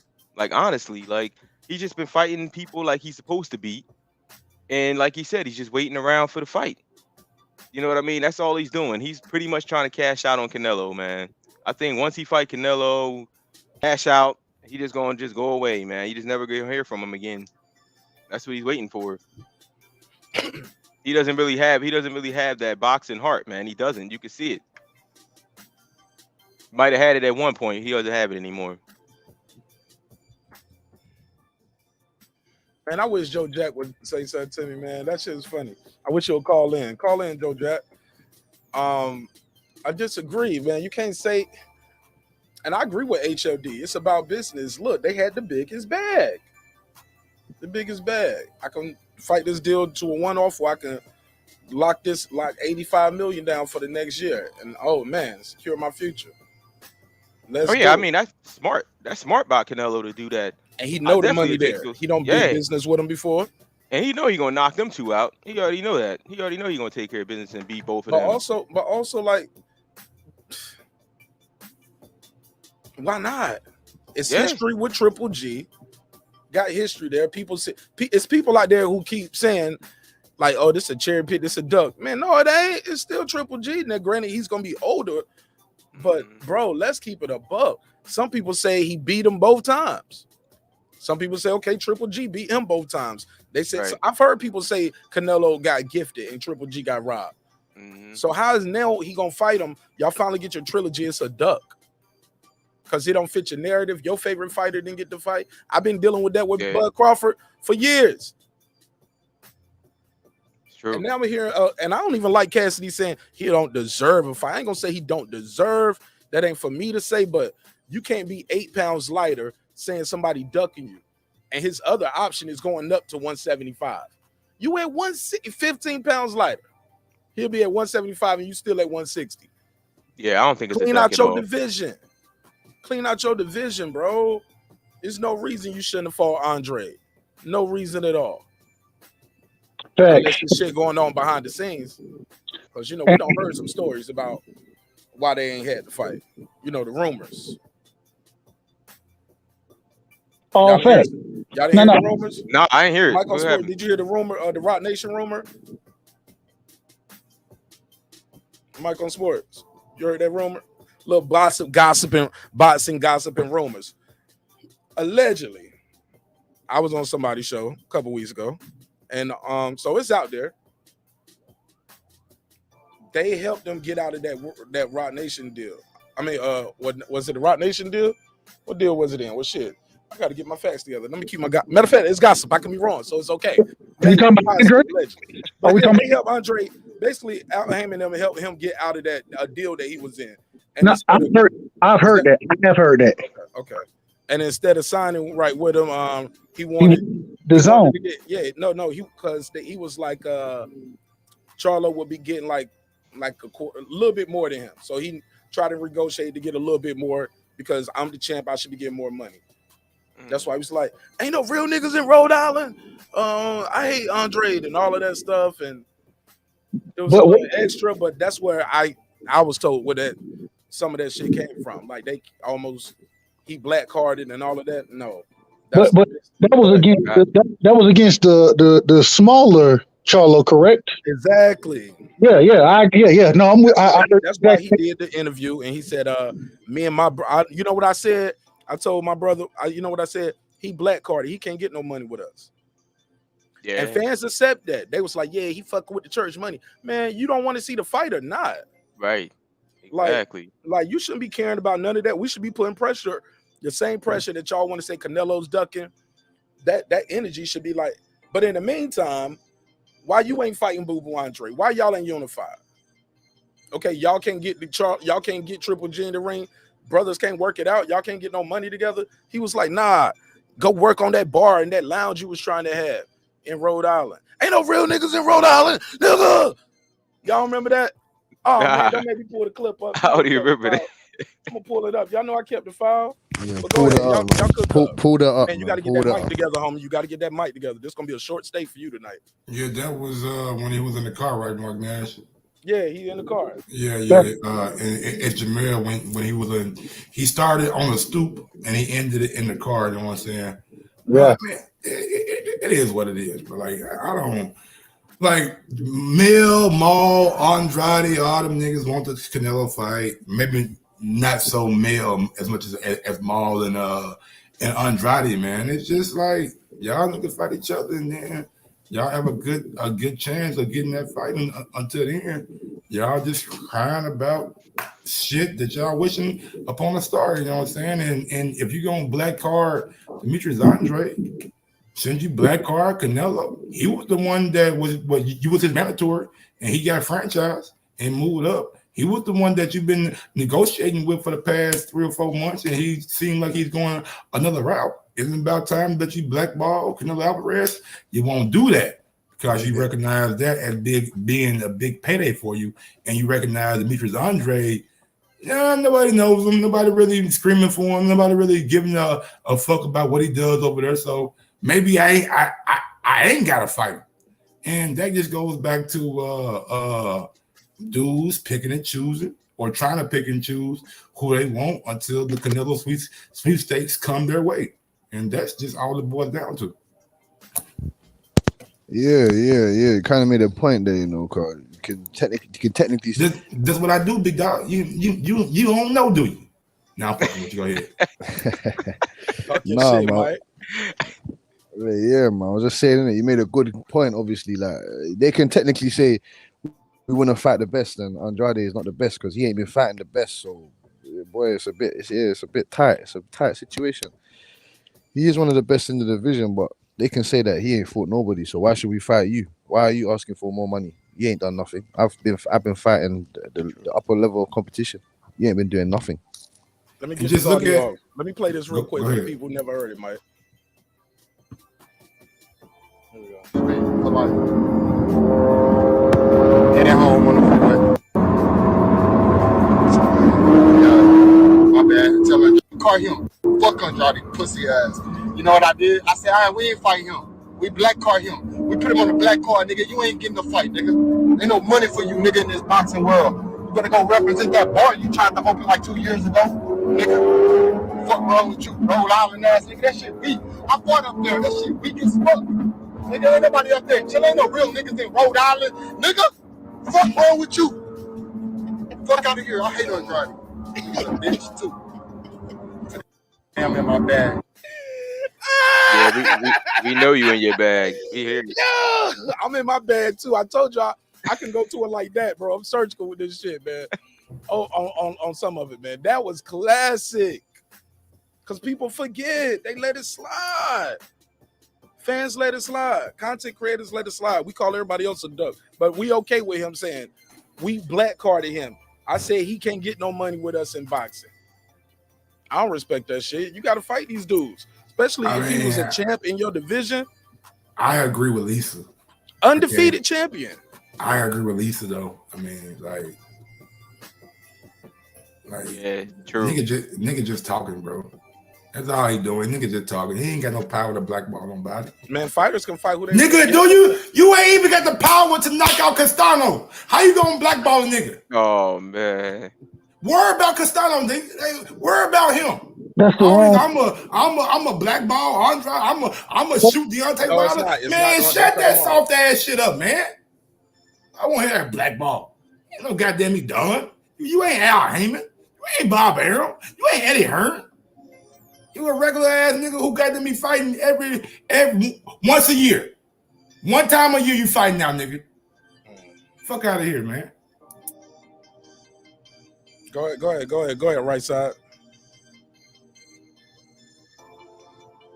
Go ahead, right side. Your mic muted. My bad. I'm talking to a muted mic.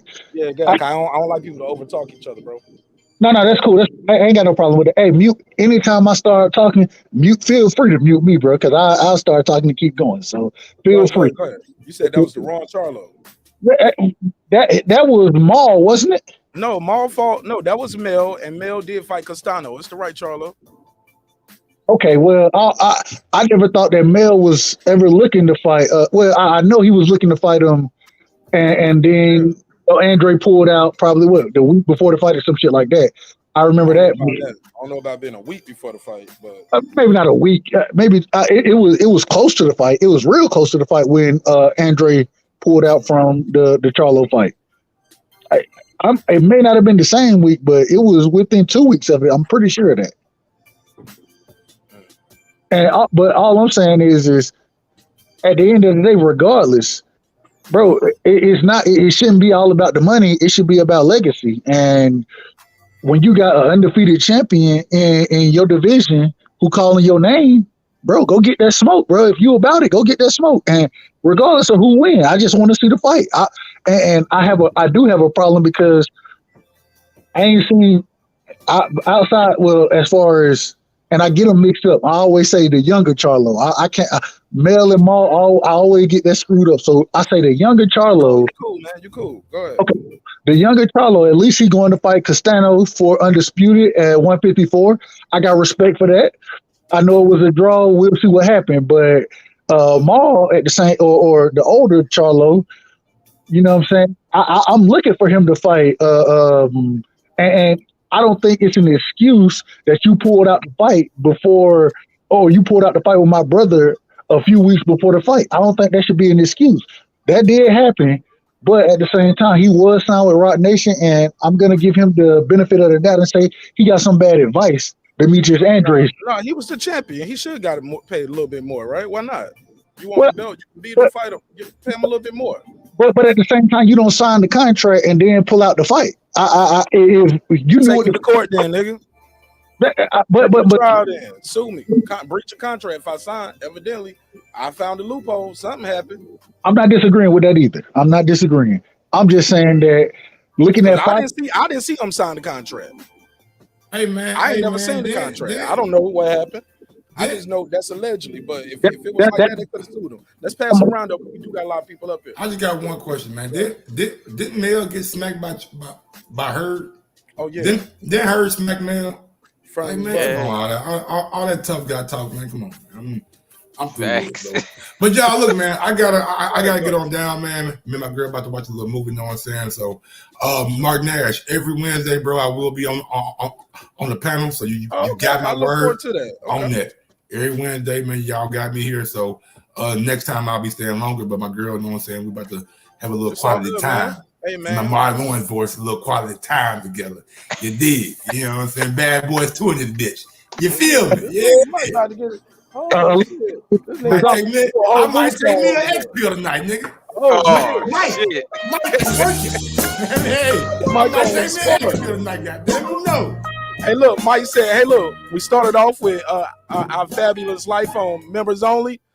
Next step, OnlyFans. Baby. Whoa, shit. Whoa. Hey, I ain't gonna lie. Easing it into the lifestyle of this camera shit. If I get an OnlyFans, nigga, I'm gonna have a fucking scream mask on. This nigga with his mouth wide open. Nigga, mouth wide the fuck open, nigga with scream mask on. I'm tearing their ass up. I don't think we'll see a nigga with a scream mask on, tearing their ass up. Like, nigga, close your mouth, nigga. I can't. It's a mask.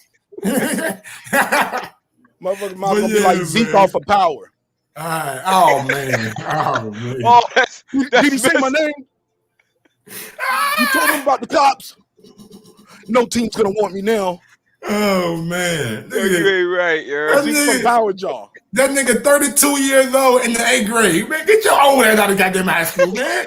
You're 32, Zeke. Bro, Zeke acting was so bad. People, they had to kill him off the end of the season. They had to. I agree. Nigga out there killing 8th graders and shit, man. Yeah, he out there dunking on 8th graders and shit, man. Nigga, you 35, dog. You probably dunking on 8th graders, nigga. Bye. All right, Marq Nash, Hey, Derek look, Lincoln. fun fact though. All Fun right, fact Mike, before I let man. y'all go. Zeke from the guy who plays Zeke on Power, he's an artist. Did y'all know that he does music? Yeah. He a rapper. Oh no, I ain't know. Oh, He kind of rap sing. Daniel sing, Bellamy. yeah. Daniel Bellamy. So check him out. I clicked on his profile on IG. And I just seen all that shit trash, but I seen all the music and shit. You know what I'm saying? Like nigga, you too big to be up there trying to move like Prince. You and shit, feel me, man? But yeah, man, Marq Nash, salute there. Look at salute. My guy from the UK, salute. And Georgia Bulldogs, man, salute, man. It's a pleasure. See y'all next week, man. Marq Nash, keep that grind going, brother. Man, thanks for the support. Mike Salute, on Sports, appreciate salute. it. Shout out to my guy, Mike on Sports, man. Hell of a guy. Yeah, that was. Look, man, shit, I ain't gonna be here too much longer anyway, man. But yeah, a lot of people let them slide with that. You black carded and nah, man, it ain't no black card if he got a title in your division, bro. You up there don't told your twin brother, nah, we ain't fighting him. He can't get no money with us. And fans accept it. We don't accept it here on Breaking Beats, not me. I mean, everybody can think for themselves, but me personally, we just call that friendly ducking. Or like, I mean, come on, bro. You can't get no money with us. Nah, we can't have Bro, it like that. Fight this dude. Man. That's the biggest problem, bro. If anything, and I ain't trying to pull it into the race card, nothing like that, but this your brother, bro. Like, hey, if anything, he should be trying to get money with you. You should be wanting to fight this man. You know what I'm saying? Outside of Canelo, this gonna be out both of y'all biggest paydays. You feel me? So I don't like that move. I know that Andre, he fucked up from the beginning when he ducked out the fight the first time, but at the same time, I don't think that should disqualify him from all other fights, regardless if it's your brother or not. So, and I'm gonna tell you the saddest part about this too, man. He said this on February the 2nd, 2021. So this was a year ago. That was Black History Month. Oh man. Second day Black. It's Groundhog's Day. He out here on Groundhog's Day. I'm gonna leave it alone. I want to do the CHarlo interview. I'll probably never get the interview. Yeah. So fuck it. Let me say it, man. You Just out say here it. on Groundhog's Day. He said, "Go ahead and say it." Yeah, right? just say it. He said, "Man, go ahead, walk off the bridge, Martin. Yeah, go ahead. man. We ain't Fuck gonna say." CHarlo. Yeah. He said, "Fuck CHarlo." Yeah, man. I don't respect that shit, man. I don't respect no duck moves, yo. And I call that a duck move when you can just say, "Man, my brother," because y'all, the fans told me that whole story right there. That's YouTube street gossip and bullshit. Like, I never heard him come out and say it. This is what I've heard him come out and say right here. Right. And I don't like it. I don't respect it. I don't think that shit cool. The fans just let him get a pass with that. Be like, yeah, he playing with the church money, or he shouldn't have been. Andre should have fought him back then. But look, like Mike on Sports said, he ain't gonna say that about Canelo. Canelo didn't fight me back then, so I ain't gonna fight Canelo now. Canelo was supposed to fight me. He got franchised, so I will never fight him again. Nope. Yeah, Because it is about money. Yep. And for the brother who said it ain't all about the money, it's about legacy. With all due respect, in the words of the great Canadian philosopher Aubrey Drake Graham, Kush roll, glass full. I prefer the better things. Niggas with no money saying money isn't everything. Respectfully. Man, that money count. You can't go feed you can't put your kids in private school with just legacy. You can't go to the bank and say, but I'm Larry Holmes. Facts. Big facts, man. Mr. Larry, unless you got a gun and a mask, or some better credit, you cannot get a loan for this house. Facts, man. I can't give you no money today, Mr. Holmes. That means you can't win, man. Respect to Larry Holmes. But you get what I'm saying? Yeah. Y'all get my point. You just can't say. But I got a legacy, though. I'm the best ever. Nigga, your credit and your score don't say you the best ever. The shit said you struggled your whole life. That's what your credit score said. I can't help you today. Respectfully. That's how I get it. Go ahead. Let's pass the mic around, though. All that legacy, man. My kids can't eat no legacy. No, not at all, man. That's why CHarlo ain't fighting nobody, man. It's me, baby. I can pull it up. Hold up. Man, right, going in there. Hey, look, motherfuckers got to walk in there with a box wreck to the bank. Like, hey, Got something here for you. I know I'm a I little got late, something here for you. but I'll sign this piece of paper for you. It'll be my autograph. Go ahead. You'll get paid with this. No, man, because if you were that good, you still should have some money out here. That's what they're gonna be like. They be like, Delonte West. Oh, I don't want to do nothing with this autograph from Delonte West tonight. I'm just saying. Ain't nobody looking for the Delonte West autograph. Yeah, I'm just saying. Why you had to go at the bull? I just had to pick one real quick. He was there. He was right there. He was right there. I just damn. Am I tripping or what? Nah, you telling the facts, man. You can't eat that damn legacy, man. That's the worst one to pick. And a lot of these guys think their legacy is fulfilled because some of them have done something that most of us will never do. Become a world champion. It's true. I disagree with you. Oh my God, that's facts. What you mean? Ain't nobody up, bro. Everybody up here got a red shirt in their house. We all could do that. But look, everybody ain't up here ain't no world champion, bro. Once they get a world championship, bro, whether you like it or not, their name is in the history book forever, bro. No, that's not why I disagree, though. Can I tell you why I disagree? Please. So one thing you said, and first off, I agree but disagree. Let me tell you why. When you say legacy doesn't make money, you know what I'm saying, or legacy. That's a different thing. Leveraging your celebrity is one thing to make money. Don't do that. Because I can be, hey, look, I'm Larry Holmes. Well, get your ass on Dancing with the Stars. Let me see you tap, nigga. Like, okay, like you get what I'm saying? You can leverage if you got a certain amount of celebrity, yeah, you can leverage your celebrity and probably make a couple dollars. But you can't pay that's only gonna last for so long, bro. But I'm strictly in boxing when I say legacy. Strictly in boxing. And so what I'm saying is that chasing Canelo is not legacy for you, because if you never get that fight, and you got to look at so many individuals who doing that right now, chasing an individual for a fight is different. Building a legacy, if you go fight, if you're a CHarlo and you go fight an Andre, that's building legacy. You know what I'm saying? It may not be the money you're gonna make with Canelo, but it's still gonna be a substantial amount of money for your career. And so what I'm saying is when I say chasing legacy, I'm saying that for them in their minds, not my opinion, in their minds, I feel like they believe that fighting Canelo is going to be their legacy / biggest payday. And so what I'm saying is that you should be out here trying to fight the David Benavidez. You should be out here trying to fight the different individuals, because at the end of the day, that's going to make you money and that's going to build your legacy. Go ahead, Marq. Go ahead. I see you. I ain't mad at it. I'm mad at it. I ain't saying nothing. I was just trying to wake up. I'm sorry. Go ahead. I started dozing like a motherfucker. Shit. But at the same time, we saying the same shit. We already don't said that. We already said they need to fight Andre. But if you can't catch the Canelo fight, you need to be making other fights in your career. It ain't like you finna retire, so you need to be making other fights happen. And so if you can't get Canelo, you need to be going for the biggest legacy fights you can go for at this point in time in your career. And so all I'm saying is if Canelo ain't gonna fight you, and we done seen the man that ran up 3 weight divisions since you've been chasing them, if that's gonna be the case, make other fights happen. Stop fighting once a year and start to fight 2-3 times a year, being other credible opponents. And that's what I say when I say building legacy. Fair enough. Go ahead, Cassidy. Yes, he's 100% correct. We don't care about all this other stuff, man. You need to come and fight. This is what I'm saying to you. You're saying lions only, all this shit, man. What the hell is actually going on? Are these guys? I don't understand. I don't get it. What he needs to do, I don't give a shit. You need to go fight Plant. You need to go fight Benavidez. You need to go fight Andre. You need to go fight that Durrell guy or that Morel guy, whatever his name is. You need to go fight all these monsters. Forget Canelo, man. Forget that.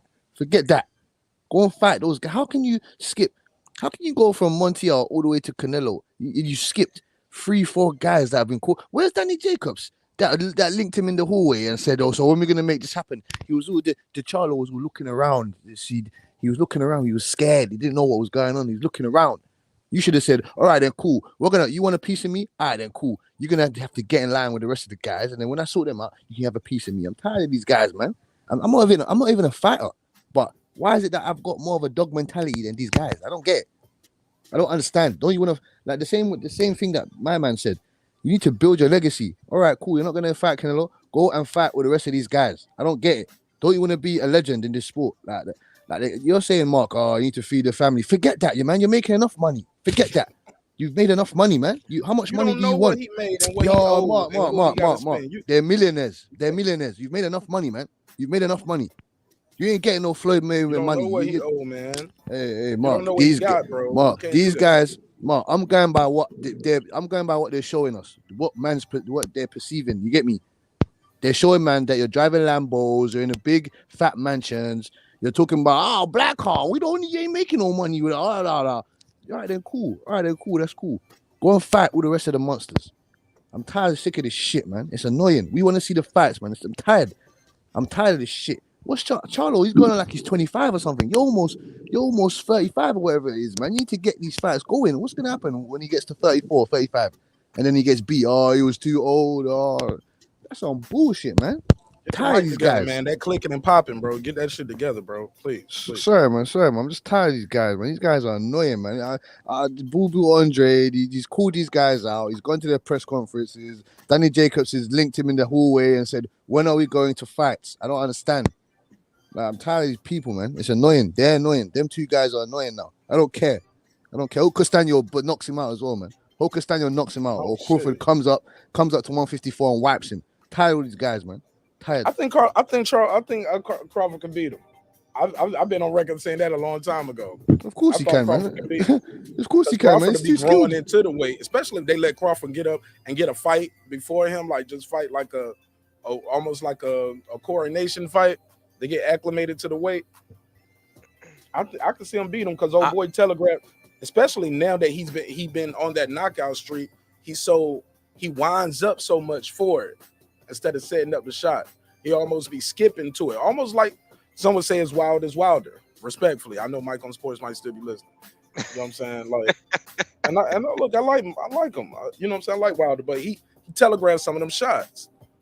And that's how CHarlo's been swinging that right hand. And you get somebody in there who, like Castano, once they take your best shot and you did it like that, you have a long night. Long, confusing night as well. But let's pass it around. Go ahead, right side. Jump in. So, question for you, and just trying to clarify on what you were saying. So, are you saying that you don't think that, and I know you were talking about Crawford coming up to 154, he going to fight the winner of Castano and CHarlo, little CHarlo, you know what I'm saying? He'll fight that fight, right? That's the fight you were talking about, correct? More or less. Yeah. At 154, yeah, that would be Jamel. Okay, cool. And I agree with that. First off, I agree with that. Yeah. First off, if and I think Terrence should take. I think Bud, you definitely need to take a acclamation fight. I definitely didn't say that shit right. But anyway, that was good. Good job. But he need to take that fight first, get adjusted to the weight. But he could definitely go into fighting CHarlo. I think CHarlo will beat Castaño, but that's just my opinion. I think he can make the adjustments to win that fight. So I think it'll be Crawford CHarlo. But my problem isn't with the little CHarlo. It's more with the big CHarlo because, bro, you outside of Canelo, right? You had a lot of opportunity to take other fights, and you can't chase this dude around, bro. Like, if he's not gonna fight you, it is what it is. So instead of chasing him, find, like you said earlier, clean your division out. Find those other fighters that you can make those fights happen and fight those guys. The last time we seen this man fight is damn near a year ago, right?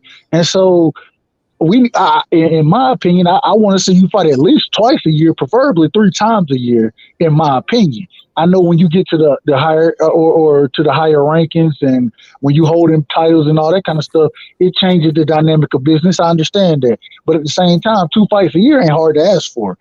It's been almost a year since this dude has fought. And so what I'm saying is stop chasing Canelo, at the weight class you at that you able to make. If you have to move up, cool. But even when you move up, you're not gonna fight Canelo off the muscle. So go ahead and start to clean those divisions out. Start to corner the market off. So it comes down to if Canelo gonna fight at this weight division, you gotta come see me. You know what I'm saying? Same thing with Canelo's not coming back to 160, bro.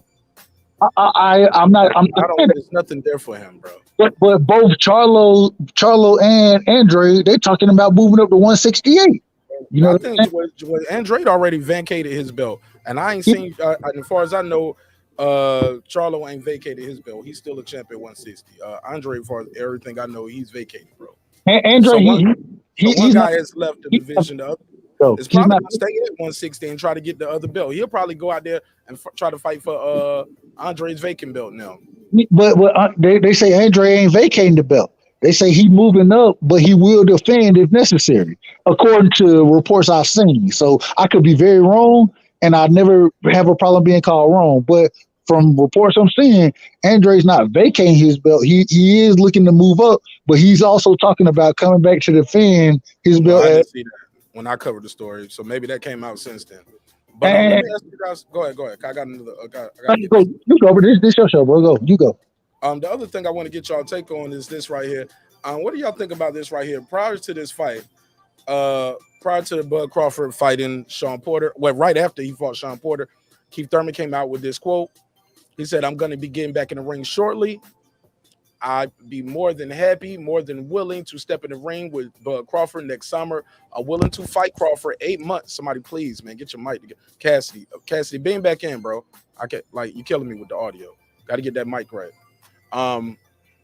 To step in the ring with Bud Crawford next summer. I'm willing to fight Crawford 8 months from now, approximately. I would love to fight.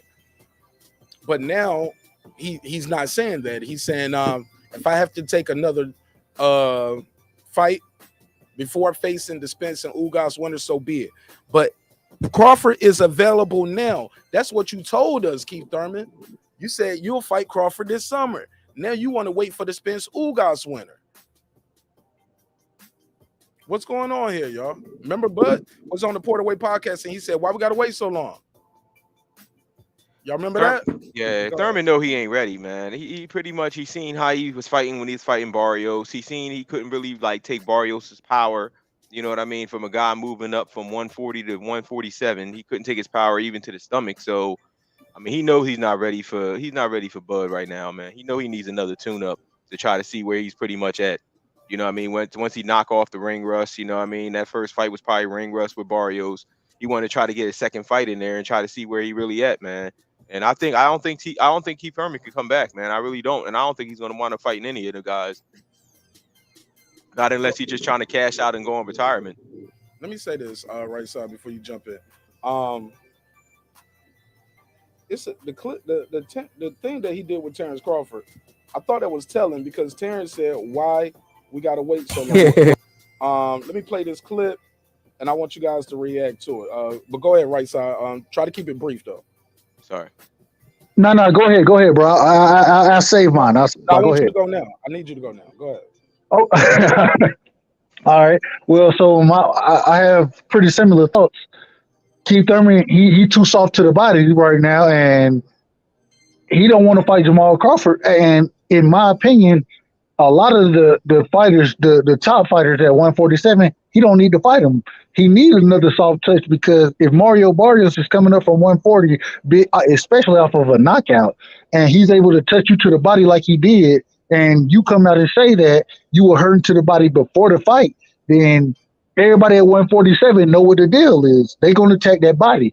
And you look at Budiev, Stanley Onis, it's a lot of lower level, not necessarily lower level fighters, definitely in the top 10, but not top 5. But those fighters are going to be targeting that area, and I think that Keith Thurman is going to have a big problem, and I think he knows there's going to be a big problem. And so that I think that's why he got to push the Bud fight off, because Bud is a hell of a body puncher. Bud is a hell of a fighter regardless. You feel me? And but being able to target that soft spot, Bud is definitely going to know that's the soft spot, and he's going to target it, and it's going to be a lot of trouble for Keith.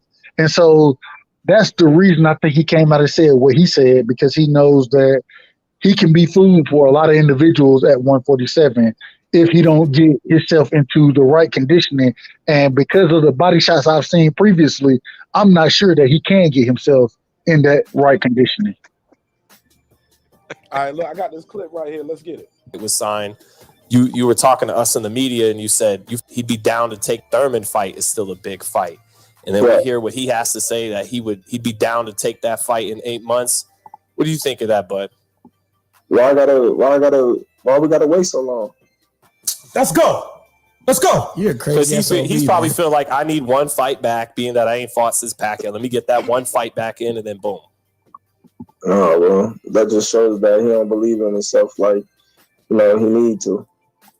Hey, Why we gotta wait so long? And now he don't even want to fight now. Go ahead, Derek. Lincoln, react to this. I mean, it's pretty much like I was saying. He don't want to fight because he know he ain't ready. He don't want to go out there and just get straight washed. You know what I mean? So he want to at least be able to put up a fight. I do think if he does take that fight, he pretty much is going to be cashing out at that time. You know what I mean? He just going pretty much because he know he can't beat Terrence Crawford, man. You know he can't. So I think that'll probably be the last fight for him if he did wind up fighting him. Terrence Crawford he'll retire Keith Thurman. For real. How does that happen where the pro boxer is sore to the body like that? Like he said, just putting his cup on and getting ready for the fight. Like Mike on Sports said, man, you've been wearing this shit your whole life as a kid training and doing boxing. They got them for the little kids. Like, you've been wearing this little cup thing. Now, before a big fight tonight, you was like, oh, it was hurt before the fight. How do we get here? Might have been sparring. Huh? Might have been sparring. You know what I mean? They were trying to, make sure that he was, can take a hit to the body, and maybe they might have been targeting that area because they knew it was might have worked them too hard. Yeah, they might have been hitting him too hard. Trying to get him ready and prepared for the fight so he could take a hit to the punch. Everybody know he weak to the stomach. Go ahead. Let's pass it around. Cassidy, how your mic sound now? Let me hear how your mic sound, Cassidy. You good? Yeah, is it calm, man? Yeah, you good. Go ahead.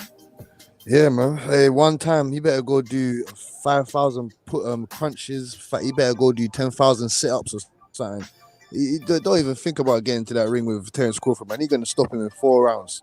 4 rounds will give him. He'll just do the same thing he done to Amir Khan, the same thing he done to Kell Brook, the same thing he done to all these other guys, man. We don't want, and Thurman knows this as well.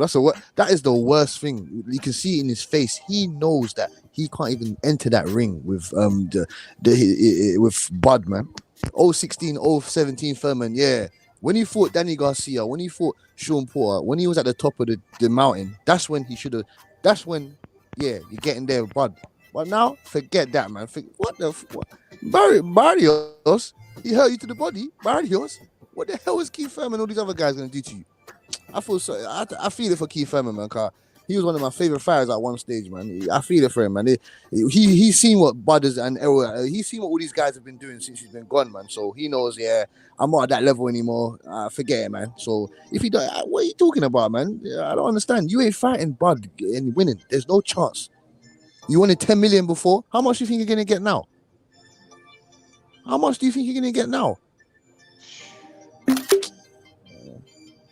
said he was negotiating. Go ahead, right side. Go ahead. I don't disagree with what my brother just said. The thing I will say though is this: when those comments were made, right? Keith Thurman wise, because I think Bud Bud got the goods. It is what it is. Bud got the goods. When Keith Thurman made those comments,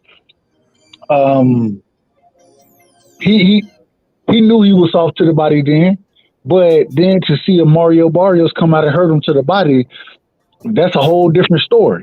The reason being is because Mario Barrios, even though I know he was big, he big as hell to be fighting at 140. I don't know how Barrios made 140, you feel me? Because the dude big as hell. But at the same time, to get in the ring with somebody who moving up to 147 and then to get hurt because Keith Thurman told you himself he was hurt. Even though he can blame whatever he want to blame on it, he was hurt to the body. he done been hurt to the body multiple times in his last few fights that we've seen from him. And I know it's been few and far between, but he's been hurt to the body. And so the reason he can't take that Bud fight is because Bud is a hell of a body puncher. Bud is a hell of a body puncher. He's a hell of a fighter regardless. Even if you're trying to protect against the body, then you still might get your ass knocked, or not even might. You gonna get your ass knocked out if you're trying to protect the body. So at some point in time, it's boxing. You're going to get hit. You got to understand what you can give up and still be effective.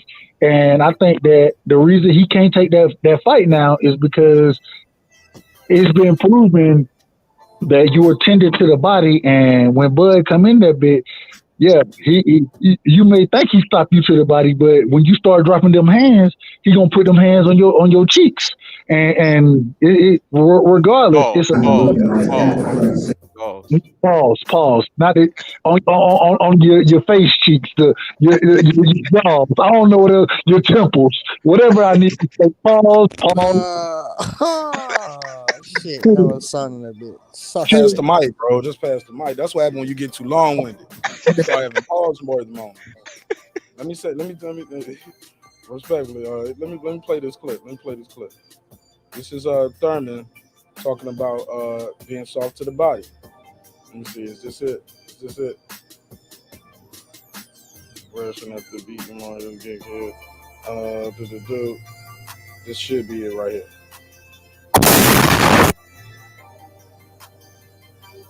But it is interesting. If I bring it easy, I can still kind of just feel it. You know, I always going on. Maybe my liver is a little sensitive. You know, I always. He said my liver sensitive. Everybody talking about me and body shots. He said everybody knows they talking about me. Like I said, I felt tenderness before I was even touched tonight. There we go. I felt tenderness before I was even touched tonight. That's the clip. Let me hear it again, guys. Awkward in that body. Like I said, I felt tenderness before I was even touched tonight. So that one shot definitely awakened. Yeah. You felt tenderness before he was even touched. Go ahead. Okay, I'm cooking then. So I agree with him. If you feel tenderness to the body before you fighting, we got questions we need to be asking. Why are you feeling that? Is it sparring? What or is it something natural that's going on with you? Blowing up in weight in between fights. Hold on, but the next part to that is if Mario Barrios hurt you to the body, right? And then what is Bud gonna do? You know what I'm saying? Bud is a proven fighter at 147. He's proven. Mario Barrios was moving up to the weight and getting acclimated to the weight. In my opinion, it was a cherry pick for Keith because they want to keep to look good. So if that's the case, what is Errol Spence going to do to the body? Look at Errol. It's going to be ugly. And we ain't seen Errol Spence fight since he fought Danny Garcia. Say it again. To be fair, we don't know what Errol Spence is going to do. We haven't seen him fight since he fought Danny Garcia.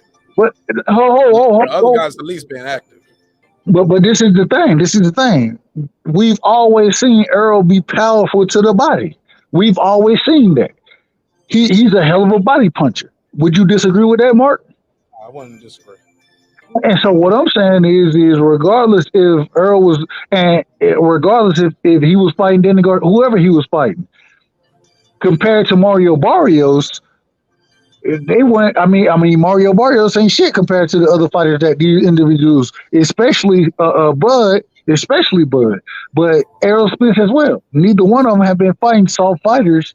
You know what I'm saying at 147. So at the end of the day, my thought is if a 140 pounder can move up the weight and hurt you to the body, I can only imagine what they would do to you. And so, in my opinion, the next fight for Keith Thurman needs to be a Budiev. I don't know. I don't even know if I said this man's name right. Is it Butev? Whatever his name is. Budiev, whatever it is. Stanley Leonis. Hell. And this is the worst part. Mean Machine. The nigga that we just seen get beat by Ortiz. I think Mean Machine gonna come in and put some smoke on his ass. So I don't think Keith Thurman got it. And because you can be hurt to the body the way he can be hurt to the body, according to him, not me, according to him, if you can be hurt to the body that way, you got trouble at 147. Thanks. Go ahead. Anybody want to jump in?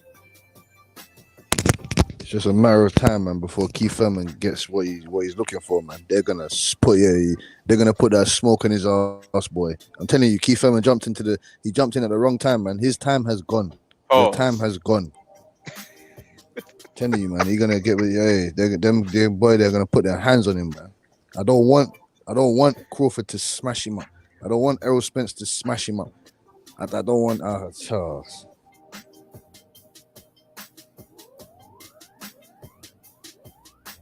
You just stop.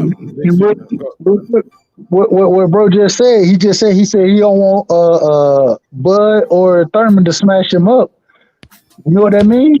That means he gonna get smashed up by individuals who aren't in that top 5.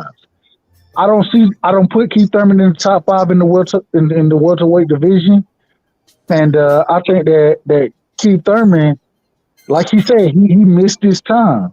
He can come back now, and I think that he fight for a payday. In my opinion, you want payday.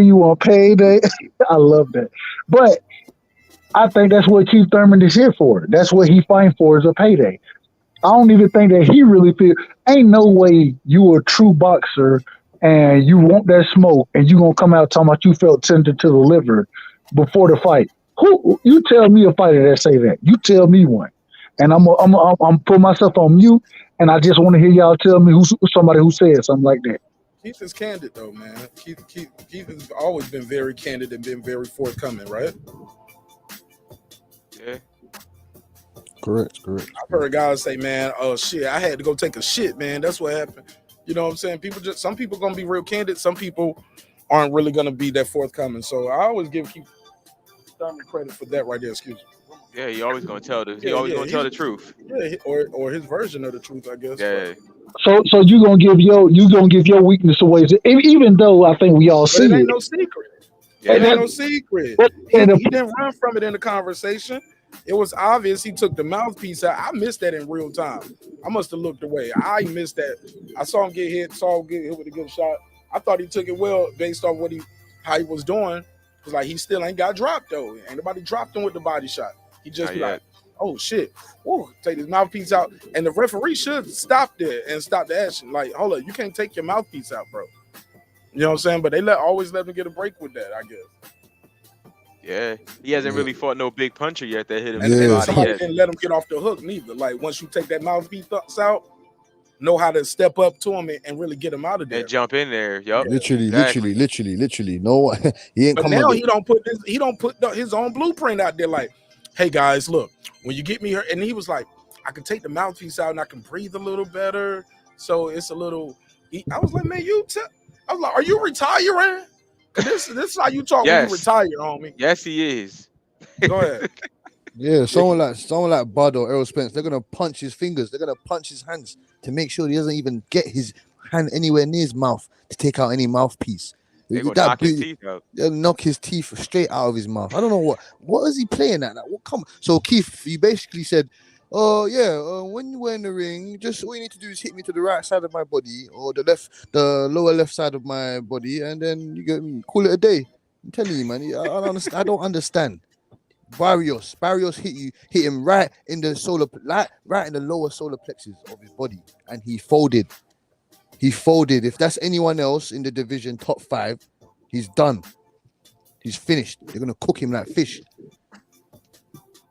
Yeah, we got to call Keith Thurman the King Hippo. I don't know if y'all remember playing Mike Tyson Punch Out, the King Hippo in my welterweight division, man. Hit him one time in the stomach. That's it. It's over. Oh, Mike Tyson. Yeah. One time.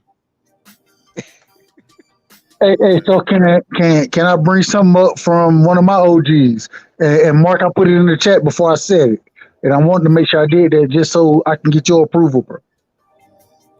You just said a name, but go ahead. Say whatever you want to say. Go ahead. It don't Now, bother me. and so my OG, he put it, and the reason I want to do that is because I don't want to take credit for nothing I don't come up with originally, if that makes sense. So I always want to give credit to anybody that and more or less bitten off of, because that's what it is. I'm biting off of what they saying. You feel me? So, but I want to give them credit.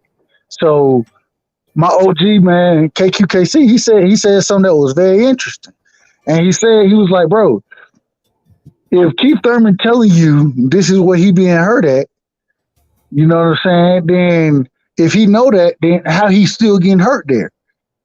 And it was something interesting to me. The reason, and I want to tell you why it was interesting, because I agree with that to some degree. But if you fight a real puncher that has that power to the body, and then you're not able to stop those body shots, then you're gonna get knocked out by them body shots. But when you try to stop them body shots, you dropping your hands, and now a lot other things are exposed. So I just think that Keith Thurman. Keith's defense though. That ain't how Keith do his defense. Keith get on that bike, lateral movement. That's how he recovered. He runs, swings, holds, get off of you, runs. He don't even let you really catch him. He ain't doing. It ain't no clinching where he's squaring up with you. Once you hurt him to that body, he gone. He got good footwork. Whoop, ducking under it. I ain't even trying to swing. It ain't no, I'm about to drop my hands. No, I'm not about to trade with you. I'm on the run. I'm gone. I'm on the run. But this is the problem. I'll see you next round. We'll try it again next round, but this one is over. But this is the problem. In the Barrios fight, Barrios didn't start going to the body until the 4th, 5th round, right? If you have a experienced fighter in there, a Bud Crawford, a Errol Spence, a Bruce Innocent, a Virgil Ortiz, you know what I'm saying? I think those are the top 4 fighters at 147. You feel me? That's why I named them. But I look at Stan Leonis once again. When you don't have somebody who's just moving up to that weight, they're gonna attack that body because, like you just said, it's not a secret. It's not a secret. So they're gonna attack that body, and they will be more effective with that body work than somebody who's moving from 140, especially being knocked out by somebody who was at 130. You know what I mean? And moving up to 147. They're going to be much more accurate and much more aggressive to the body than Mario Barrios was. And when they start that, you're going to drop your hands because you've already came out and admitted that, yeah, I'm soft to the body. That's what Keith Thurman said. I didn't say that. He said that. He's soft to the, or let me rephrase it. His liver was tender. You know what I'm saying? So if you're going to be soft to the body, I would expect, for if I know something like this, that those individuals who are being trained by professional trainers, they know the exact same thing, especially at the upper echelon of 147.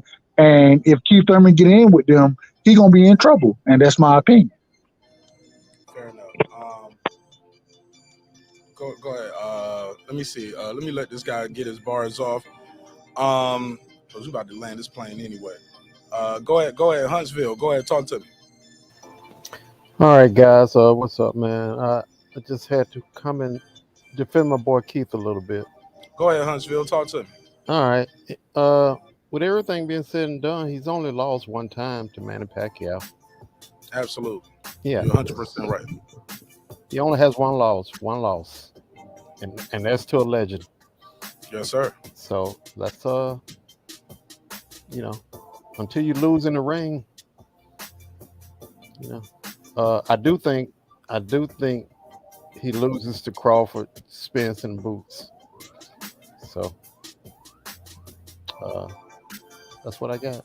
Appreciate it, Huntsville. Thanks so much for your time and your energy, my brother. Appreciate you, man. Good call.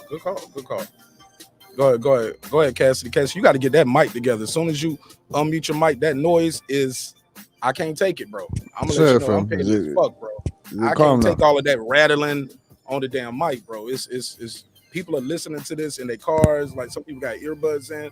We got to respect everybody eardrums, bro. Like that's terrible.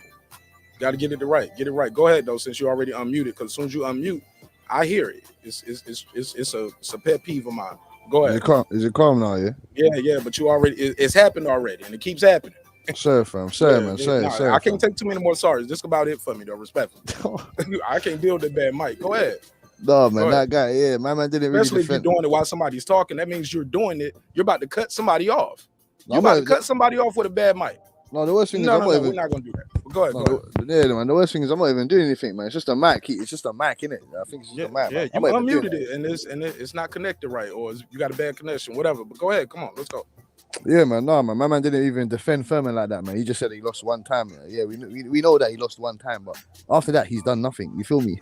He didn't fight for like 2 years or whatever it is. He didn't fight for 1,000 plus days after that. So yeah, he's lost one time, but he hasn't really built off of those victories. You feel me? So Thurman, he's just in a difficult position for him right now, man. I don't know what fight there is for him next, man. I see someone speak about Conor Benn in it. I see someone talk about that.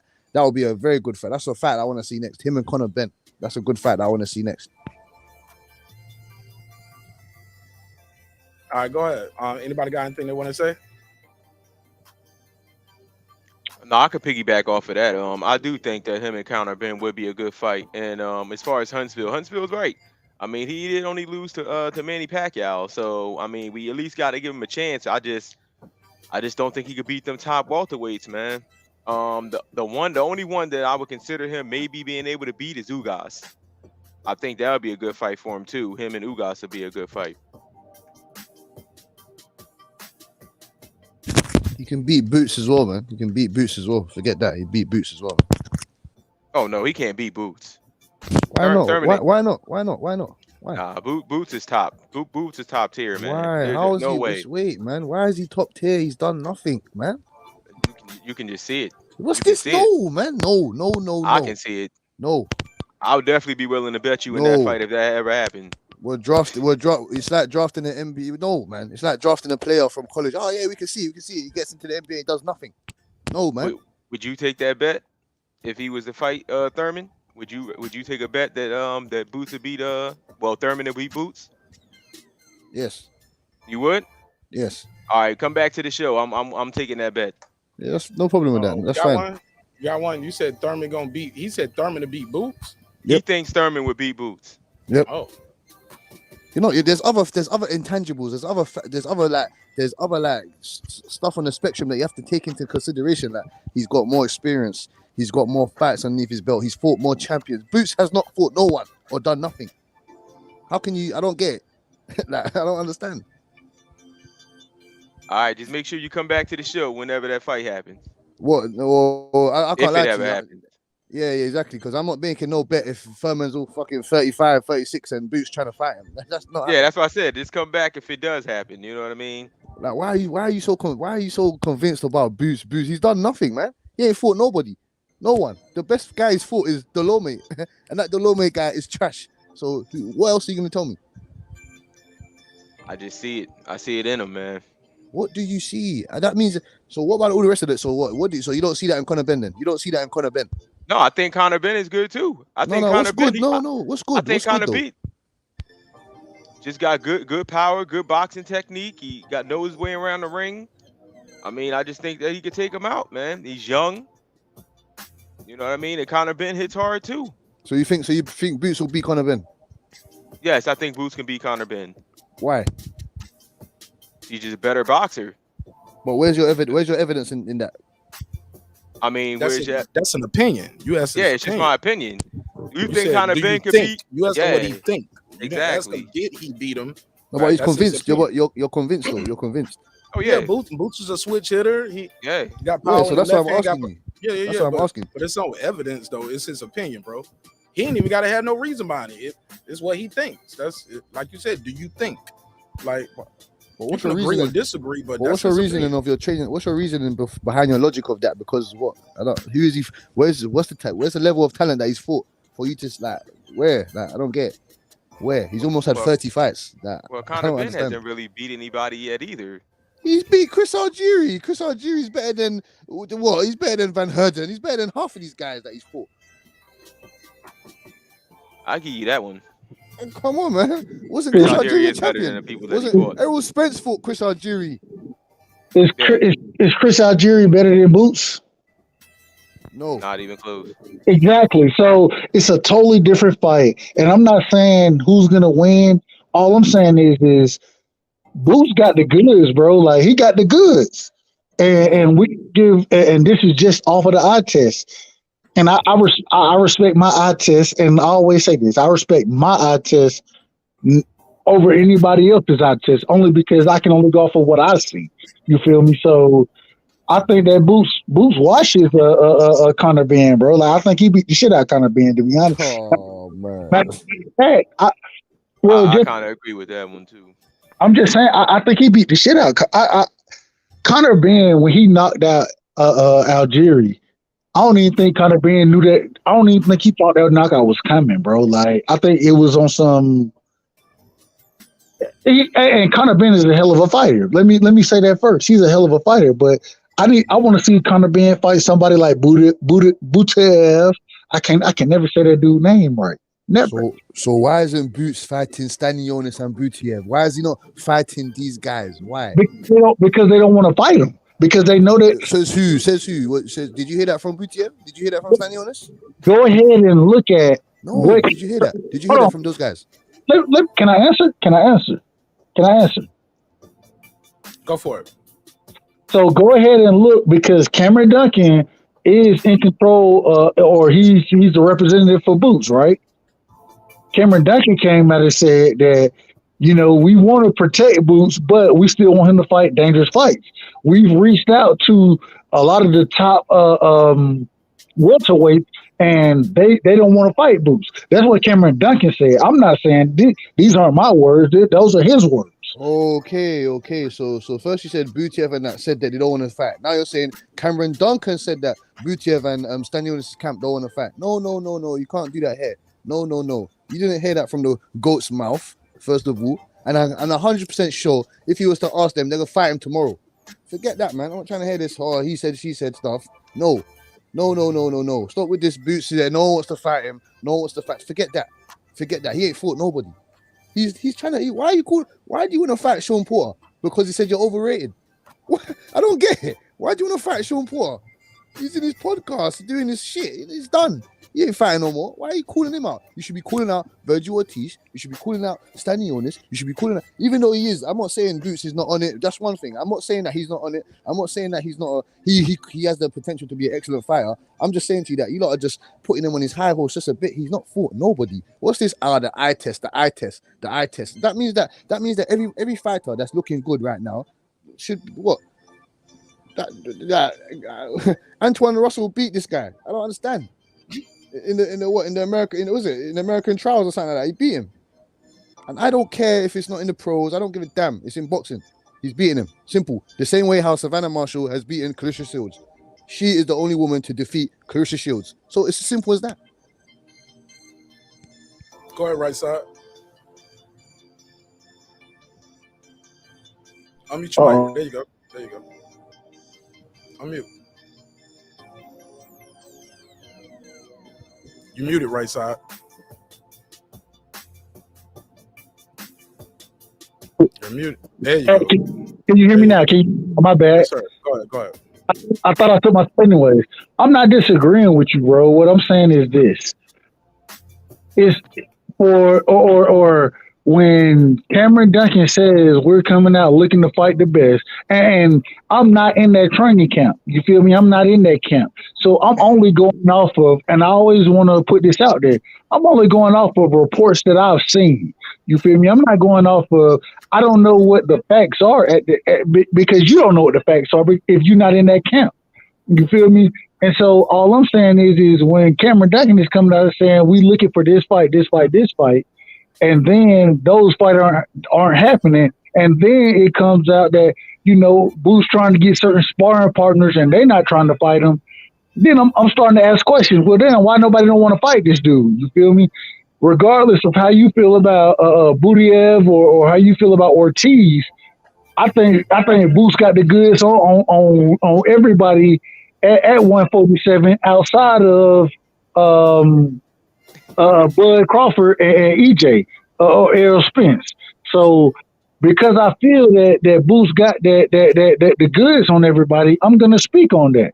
And so at the end of the day, all I'm saying is I'm not saying you wrong, but what I'm saying is I've heard stories of nobody wanting to fight this man, and I've heard a lot of stories on that, and I've heard people back that up. So I could be wrong once again, but at the same time, if I hear multiple people talking about the same thing, bro, I got to give that some credit. And then I see what's happening in the ring. You tell me who lining up to fight Boots. You tell me that. You tell me Ortiz didn't say that he need 48 months to fight Boots. You tell me he didn't say that. Tell me that. Hey, that's a bid. No, I have no receipts. Hey, look, hold up. No. Before you do that, you got a question for you in the chat, Cassidy. Somebody said, they said, no, you need to answer. Why is Conor Ben calling out Adrian Broner? Say you want to fight the best, but then after that, you say Adrian Broner. Okay then. Well, why not Terrence Crawford? Why not Boo Sanders? Why not? Yeah, why are you saying Adrian Broner? That's what's next for Conor Ben. Okay. Well, first of all, we and you. I can't wait to hear this. Let me get in position. I'm ready. Go.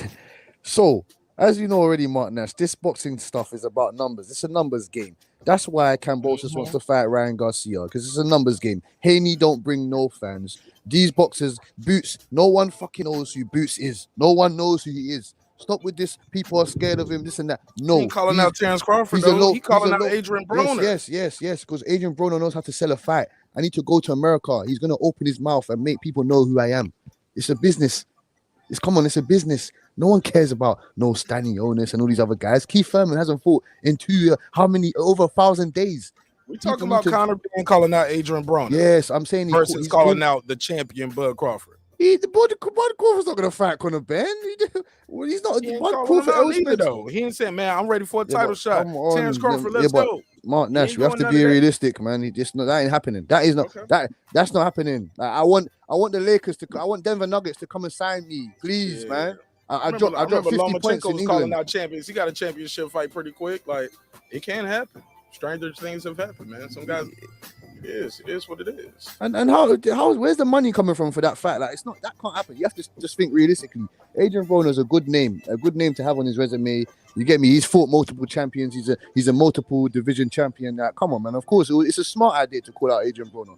It's a smart idea. Once you defeat him, then you can get me on the road, because he ain't been knocked out. He ain't been knocked out. He ain't been stopped.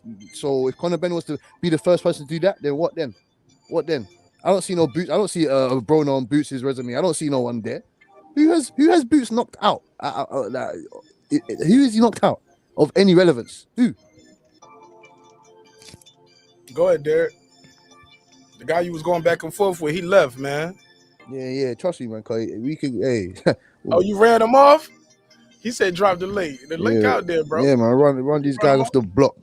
Oh, he ran you off the block. Nah, he can't. He doubled back like a camel. There you go. Nah, man. It was static. Before we do this, Derek Lincoln. Let me let Derek Lincoln go, man. Derek Lincoln, you gonna leave me here arguing with these two dudes by myself? Damn. Go ahead, Derek Lincoln. Got anything you want to say? You want to plug and promote before I let you go? What you think about Wednesdays with Mike on Sports? Pretty cool, right? Yeah, it's pretty cool, man. Yeah, I'm glad. You know, I mean, Mike is coming up on the show. He's gonna be here on Wednesdays now. You know what I mean? Make sure that y'all always check out, you know what I mean, marqnash, you know what I mean, on Mondays, Wednesdays, and Fridays at 10 o'clock. You know what I mean? And that's all I got for you guys, man. All right. Well, shout out to you. He's the big fish of this channel. We're rocking his Errol Spence gear. Yes, sir. Came to support, got the hat, got the shirt. Yes, sir. You should support as well. Support your favorite fighter, man. Thank you so much for your time and energy. Appreciate you, Derek. I'll see you on the next one. Oh, most definitely, man. Y'all take it easy. I'll hit you up on the Marq probably. I got you. All right, bro. Peace. Peace. Hang up then, nigga. Shit, hang up. No, I'm joking. Nah, all right. And then there were three. Yeah, man. Go ahead though. You had some discourse that you disagree with. He said he ran you off the block, sir. Nah, well, and it was static, bro. I couldn't hear everything he was saying, so I would ask the brother to say it again just so I can respond to it. Oh, say it again, Cassidy. Can you remember what you said? Yeah, that's fine, man. I was just saying to you that Adrian. What the question is in why is Conor Ben calling out Adrian Broner? Hello. Now, so before we get to that, let me ask this, and the reason, and I didn't know that was even the question, to be honest. Let me ask this. So when we're talking about, and right now, and correct me if I'm wrong, we're talking about 147, right? Yes, correct. So does and Adrian Broner, in my opinion, he ain't top 10 in 147 right now because of a few reasons, because of the layoff, of course, but also I ain't saying he's scared, but I don't know what it is. He done been hit and he ain't letting his hands go like he used to. So my question is this though. So at 147, outside of the top five and tell me you disagree if you disagree, but the top five at 147 right now is Spence, Boots, Bud, Ortiz. No. No, I didn't even get to finish. He said no. Top five. Yeah, top five. The first three got to be the champions. You skip Ugas. I don't. No. Start off with the first three. Spence, Ugas. Yeah, Spence, Ugas, and Crawford. We'll start with the champions. That was rude. Then you only got two other slots. Rude. Well, Spence, and I was about to say Ugas, but Spence, Ugas, Bud, Ortiz, and Boots. That's my top five at 147. So that's your top five, but I got Thurman over Ortiz and Boots. I disagree with that. He's proven more. He's still a welterweight. He's more accomplished. What are you talking about, bro? He was hurt to the body by. He wanted to fight. And I don't care if he wanted to fight. He's a champion, bro. He's accomplished because he's a better boxer than Barrios is. I'm not gonna knock a man down. Tell a man he ain't ranked where he at because he got hurt to the body. I mean, what kind of rubbish is that? That's what I'm saying to you. This is what I'm talking about. He took a hard shot, so he can't be in top five now. The boot lovers. He hasn't done nothing. Thurman has fought. Sean Porter, he's fought. Daniel Garcia, let me ask a question. Y'all talking over each other though. Don't worry about who he fought. My brother, you put a question out there. You put your top five out there. Now it's up for people to debate and talk about, right? Or you just said it and what? Let them reply to it, right side. No. My thing is, regardless of the top five, I want to ask a question about the top five. And my question is, get to the question, man, because I thought that was the question. No, my bad. I'm getting along with it, my brother. You gotta get to it so we'll know. So the question is outside of forget the top three, Boots and Ortiz. You telling me that Thurman beat both of them? Yes. I don't know if he beat him or not beat him. I don't know. I got to see it. I don't think so now, based on what I said. But right now, as it stands, I got to rank him over them, though. I don't. Well, you don't.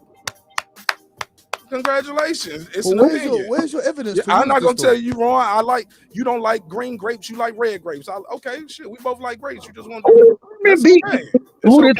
be ranked over them. He on a 2-year layoff. Who had you beat?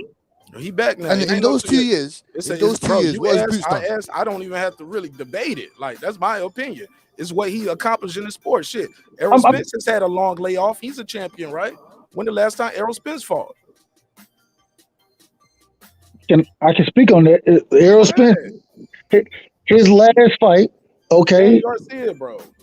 Facts, but at the time he fought Danny Garcia, what was Danny Garcia? The goalpost. How am I moving the goalposts? That's because that's the only point is when did he fought? It ain't about where was Danny at, where was he at, and what happened. He ain't fought in almost 2 years too, bro. No.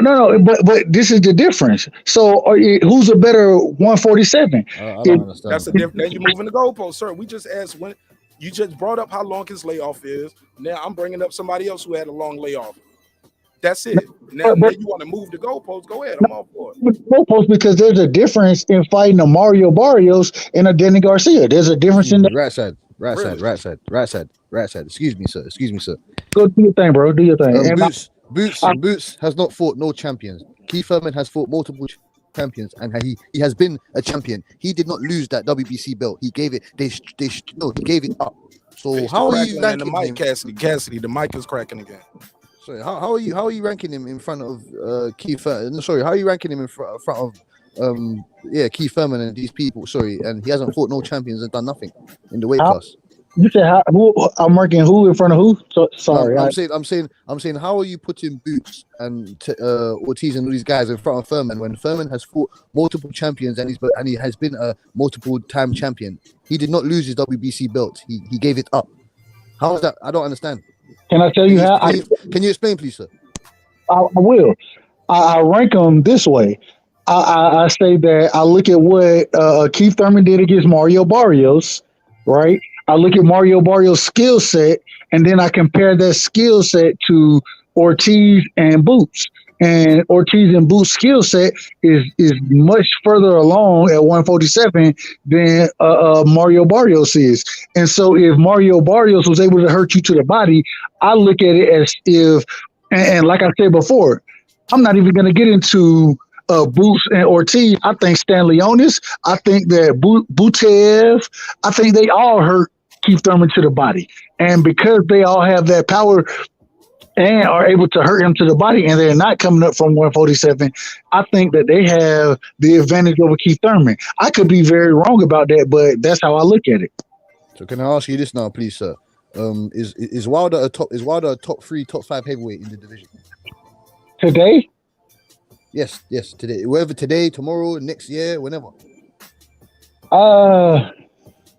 Because you go by the last performances, correct? Well, to some degree, You asked him a question. Let him answer. Let's let him answer. The problem with Wilder is I think Wilder has one foot out the game, so I don't think Wilder is in that situation as far as being a top 3 right now.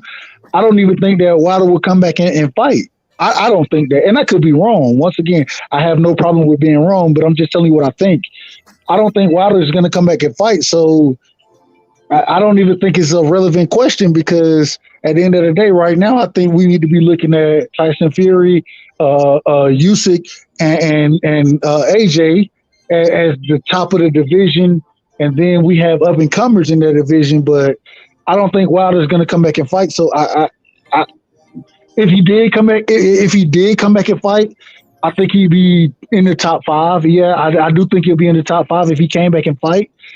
But I don't think he's coming back to fight. So that's my answer to that. So now, what I'm going to ask you is Jared Anderson is he going to wash Anthony Joshua?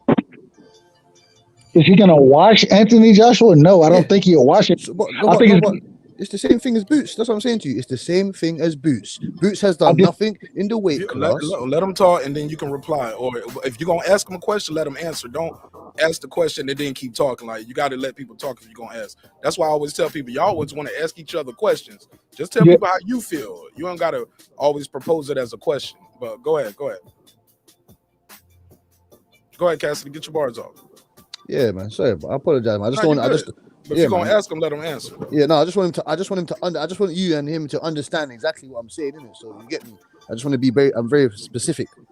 I don't care. You can have your own opinion, whether I understand, I agree or not. Like, I like you guys to talk, have your own opinion, and your opinion is yours and yours alone, or yours and whoever. I don't care.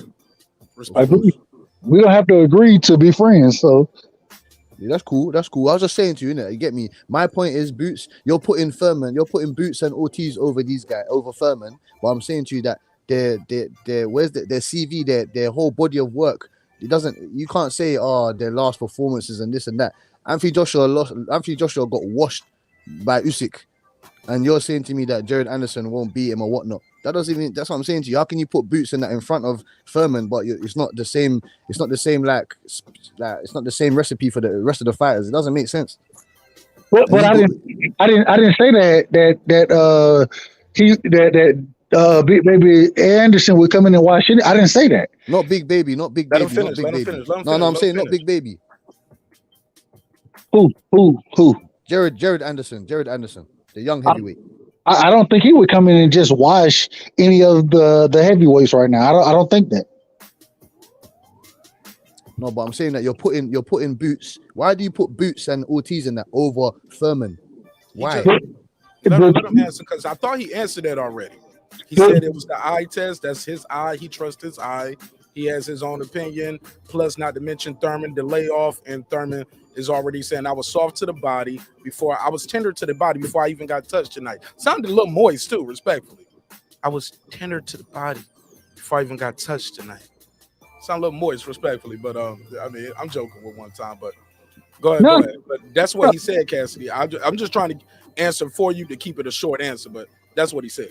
And everything Mark just said is exactly what I'm saying. I But you think said it already. And now, Cassidy, that was your question. I want you to go. Now, why did you ask him that, Cassidy? So then why? I want to make sure we're repeating ourselves because it sounds like we're on a merry-go-round. No, I'm saying, so why are you not putting Jared Anderson over Anthony Joshua, over all these guys? Why are you not putting? I don't understand.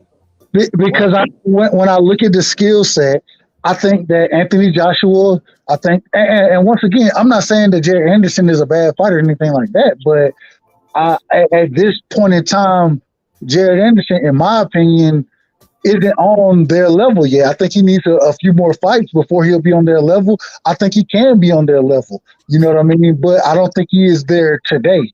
Whereas with Boots, with Virgil Ortiz Jr., I think both of them have surpassed or on Keith Thurman's level, possibly surpassing his level, because if that fight happens, I think both of them attack the body much better than Mario Barrios did, and I think it's going to be a big problem for Keith Thurman. That's my whole sentiment on it. Mario, let me jump in, guys. Let me jump in too. Shout out to Mike Gardner. I got to read some of these chats. Mike Gardner said, so if Boots or Ortiz beat Thurman, it won't count for nobody or anything because Barrios hurt him to the body because he got hurt by Barrios? No, it gives him a lot of credit. But you said he ain't shit though. You got them over him. No, I got that credit. Like you got them ranked higher than them. According to you, they should beat him, right? But that's my thing. That's why I'm saying that I give them credit if they stop Keith Thurman to the body, which I think they will. I think they'll stop. I think both of them are able to stop Keith Thurman. The thing is Mario Barrios, he was able to touch Keith Thurman there, but he wasn't able to stop Keith Thurman, and he was hurt multiple times. I think both of them are able to take punches better than Mario Barrios was. So the punches that Keith Thurman hurt Mario Barrios with, I don't think that he would hurt Boost or Virgil Ortiz with. And because of that, that body work that they'll be able to put in will be different from the body work that Mario Barrios was able to put in. And so I got both of them in a fight over him. Does that make sense? Fair enough for me. It does, but just know that if they was to face Keith Thurman, that's the biggest puncher that they're ever gonna see, that they've ever been in there with. So you're saying the body. If Keith Thurman, I would know what's gonna happen if Keith Thurman catches Ennis in the chin, or if he catches Virgil Ortiz in the chin. What's gonna happen? Because I ain't seen Ennis get caught on the chin cleanly by a power puncher. So now I gotta ask you a question. My question is does Virgil Ortiz or Boots Ennis have a better chin than Mario Barrios does? Because Mario Barrios was caught multiple times by Keith Thurman, was hurt multiple times by Keith Thurman, but Keith Thurman couldn't finish the fight. Facts? Correct. And so I think that both of them take punches better than Mario Barrios would, and they have more punching power, so they're going to hurt Keith Thurman more than Barrios would, and they're not going to be hurt the way Barrios was hurt in that fight. And so I think Keith Thurman won a lot. I think Keith Thurman actually hurt Mario Barrios 3 times in that fight. I think he could have got the knockout 3 times in that fight, but he never stepped on the gas, in my opinion. And so if that's the case, those punches that he landed against Barrios, I don't think they hurt Boots or Virgil Ortiz the way that, and not even just those guys, Butayev, Stan Leonis, I don't think any of those guys are hurt the way that Mario Barrios was hurt against Keith Thurman. And so because of that, I think that they would all be able to press on the gas and attack Keith Thurman more than Barrios was.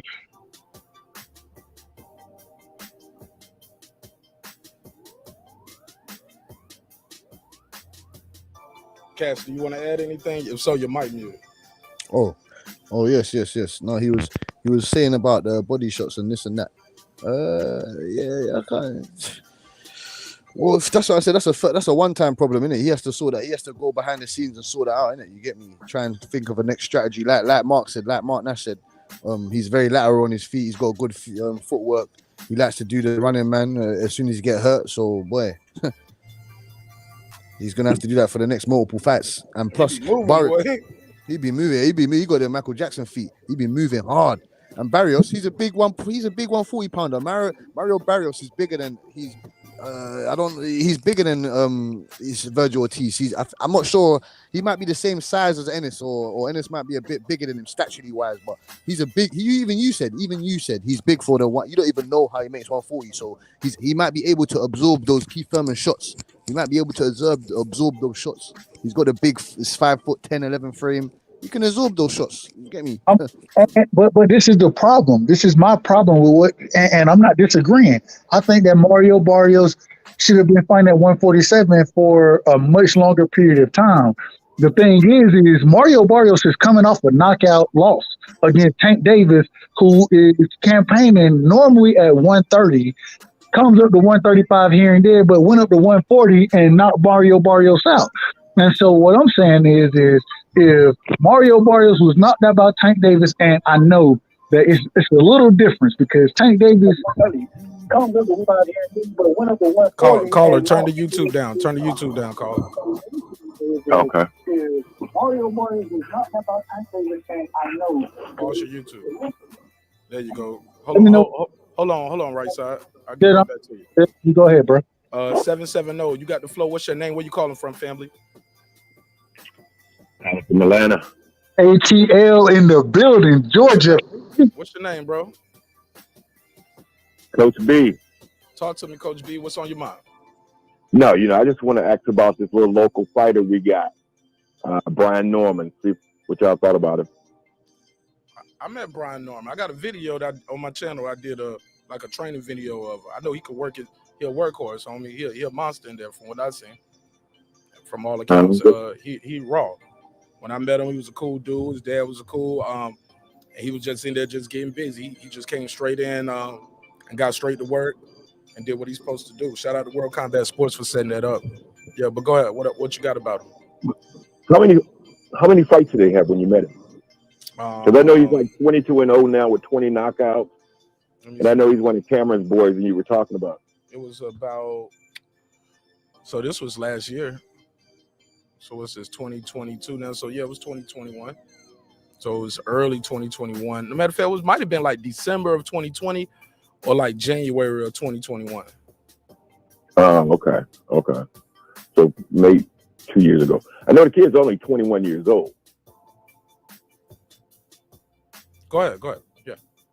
Yeah, the kid's only 21 years old. And, I heard about, like some of the local sparring that he was getting. I was just, wonder what you guys thought about it professionally, Yeah, I never seen him spar.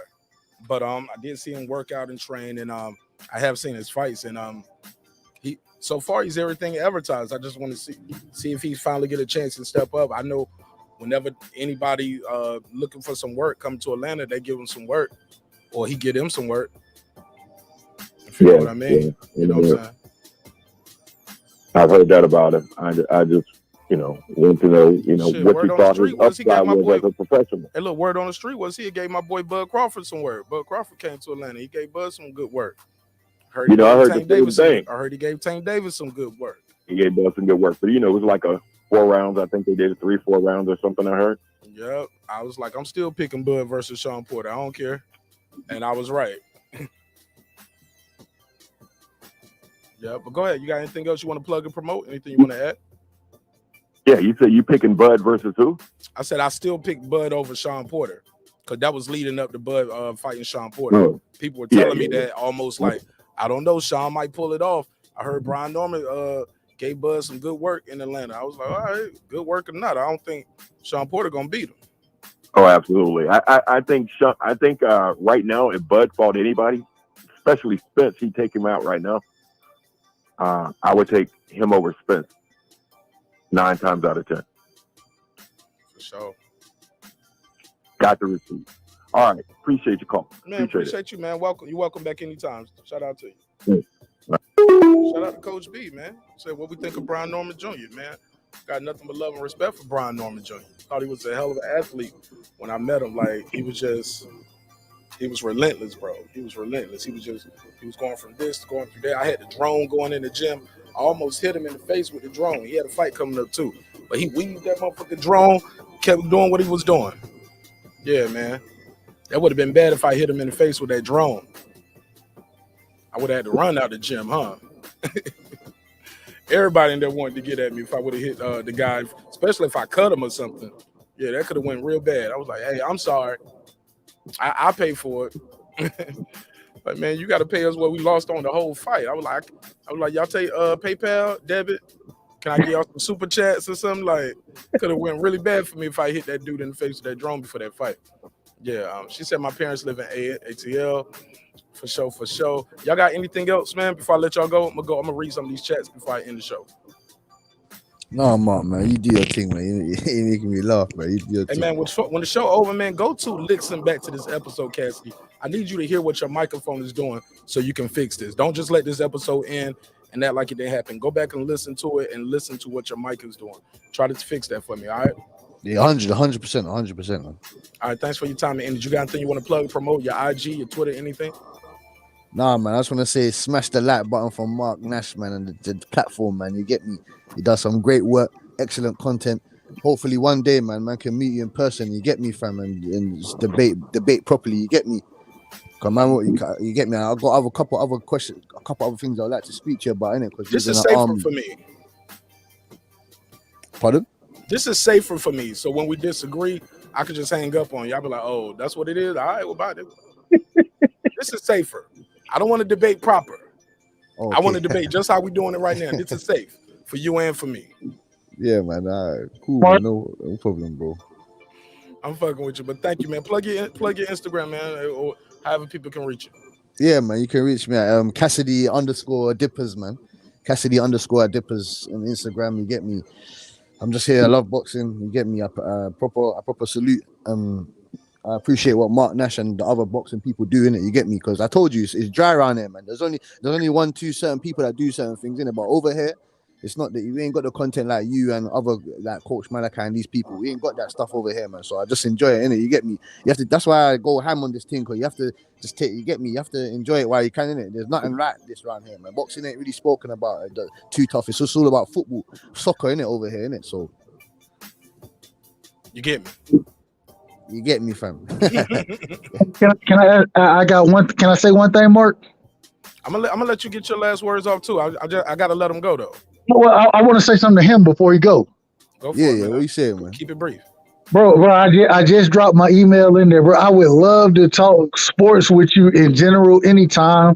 I always say it because being over in the States, it's a different feel in the UK, bro, and I feel. Like I love talking sports with y'all because y'all are Cassidy, his email in the private chat. Copy and paste that. Yeah, safe. I appreciate that, man. Thank you, fam. Less is more. Appreciate your time and energy, Cassidy. Yeah, man. Anytime, Mark, man. Anytime, man. You know I'm here. Get that mic together for me, bro. Sorry, man. Anytime, Mark, man. You know I'm gonna crash in, man. You get me? I'll see you on Friday, then, man. That's the next live. Let's get it. 100%, man. My brother. Go ahead, right side. Hey, man, salute to you, bro. Salute to you for putting us on tonight, and keep doing your thing. We're going to support you, and y'all hit the like button. Y'all subscribe. Man, send this man some donations. Hit the Cash App, man. Hit the Cash App. Hit the damn, I can't even think of what you call this shit no more. The damn Super Chat, man. Hit all that shit, bro. Bro is putting it down, and he bringing y'all a lot of content that a lot of individuals not gonna bring to you. He bringing the truth out here. So, hey man, salute to you, Mark, and do your thing, bro. I'll come back and see you again, bro. Welcome anytime, bro. Thank you so much. My guy Megazar, hold on 1 second, Megazar. Let me take this first call. D-Ray, hold the call. Hold what you got real quick, D-Ray. Megazar, give me 1 second. Let me take this call. Go ahead, D-Ray. It's on me? Yeah, go ahead, D-Ray. What you got for me? Hey, man, great show, man. Great content, bro. I love it. The debate is good. Conversation is great, man. I love it. You and Mike cooking. I love it. You know, the whole panel was fire, man. The chat was fire. I'm just calling in to say everybody subscribe, like, and share on our platforms. marqnash, keep breaking these beats. Hey, I'm going to fall into the chat, bro. Appreciate it, man. Yes, Thanks sir. for the Thank you. support. God bless, man.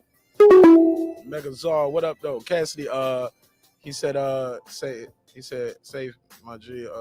Don't mind if I get yours. Cassidy, read the private chat. My email is in the private chat, and I put right size back in the private chat too. All right. All right. Go ahead, Megazar. Talk to me. All right. Well, cool. I see what you got. Hey, look, man. It's been another great episode with your man Marq Nash, breaking beats. Cassidy, hold up. What you got for me, Cassidy? No, bro. I was just getting an email, innit? All right. You good. Cool. All right. Send a private chat. Yeah, man, it's been another good show, man. Shout out to everybody who pulled up. Shout out to my girl Raymond Michelle. Shout out to Con Shonnery, Detroit, BC, Megazar, everybody. Reggie Owens, Jaden. Shout out to Jalen. Appreciate you, Nick, Cassiano, Con Shonnery. Just everybody. My girl Blue Dream, Queen P, girl behind the mic, Juan Free Smoke, Rob G, Mike Garner, all of y'all, man. I appreciate everybody. Alan, so amazing. Yeah, man. Yeah. Appreciate you guys. God Body News, Reggie O, The Killer Show. Shout out to Brandon Washington. Everybody. Derek Lincoln, of course. Mike on Sports. Thanks for pulling up. Mike said he's going to start pulling up and kicking with us on Wednesdays. So that's cool. Shout out to Ernest Terry.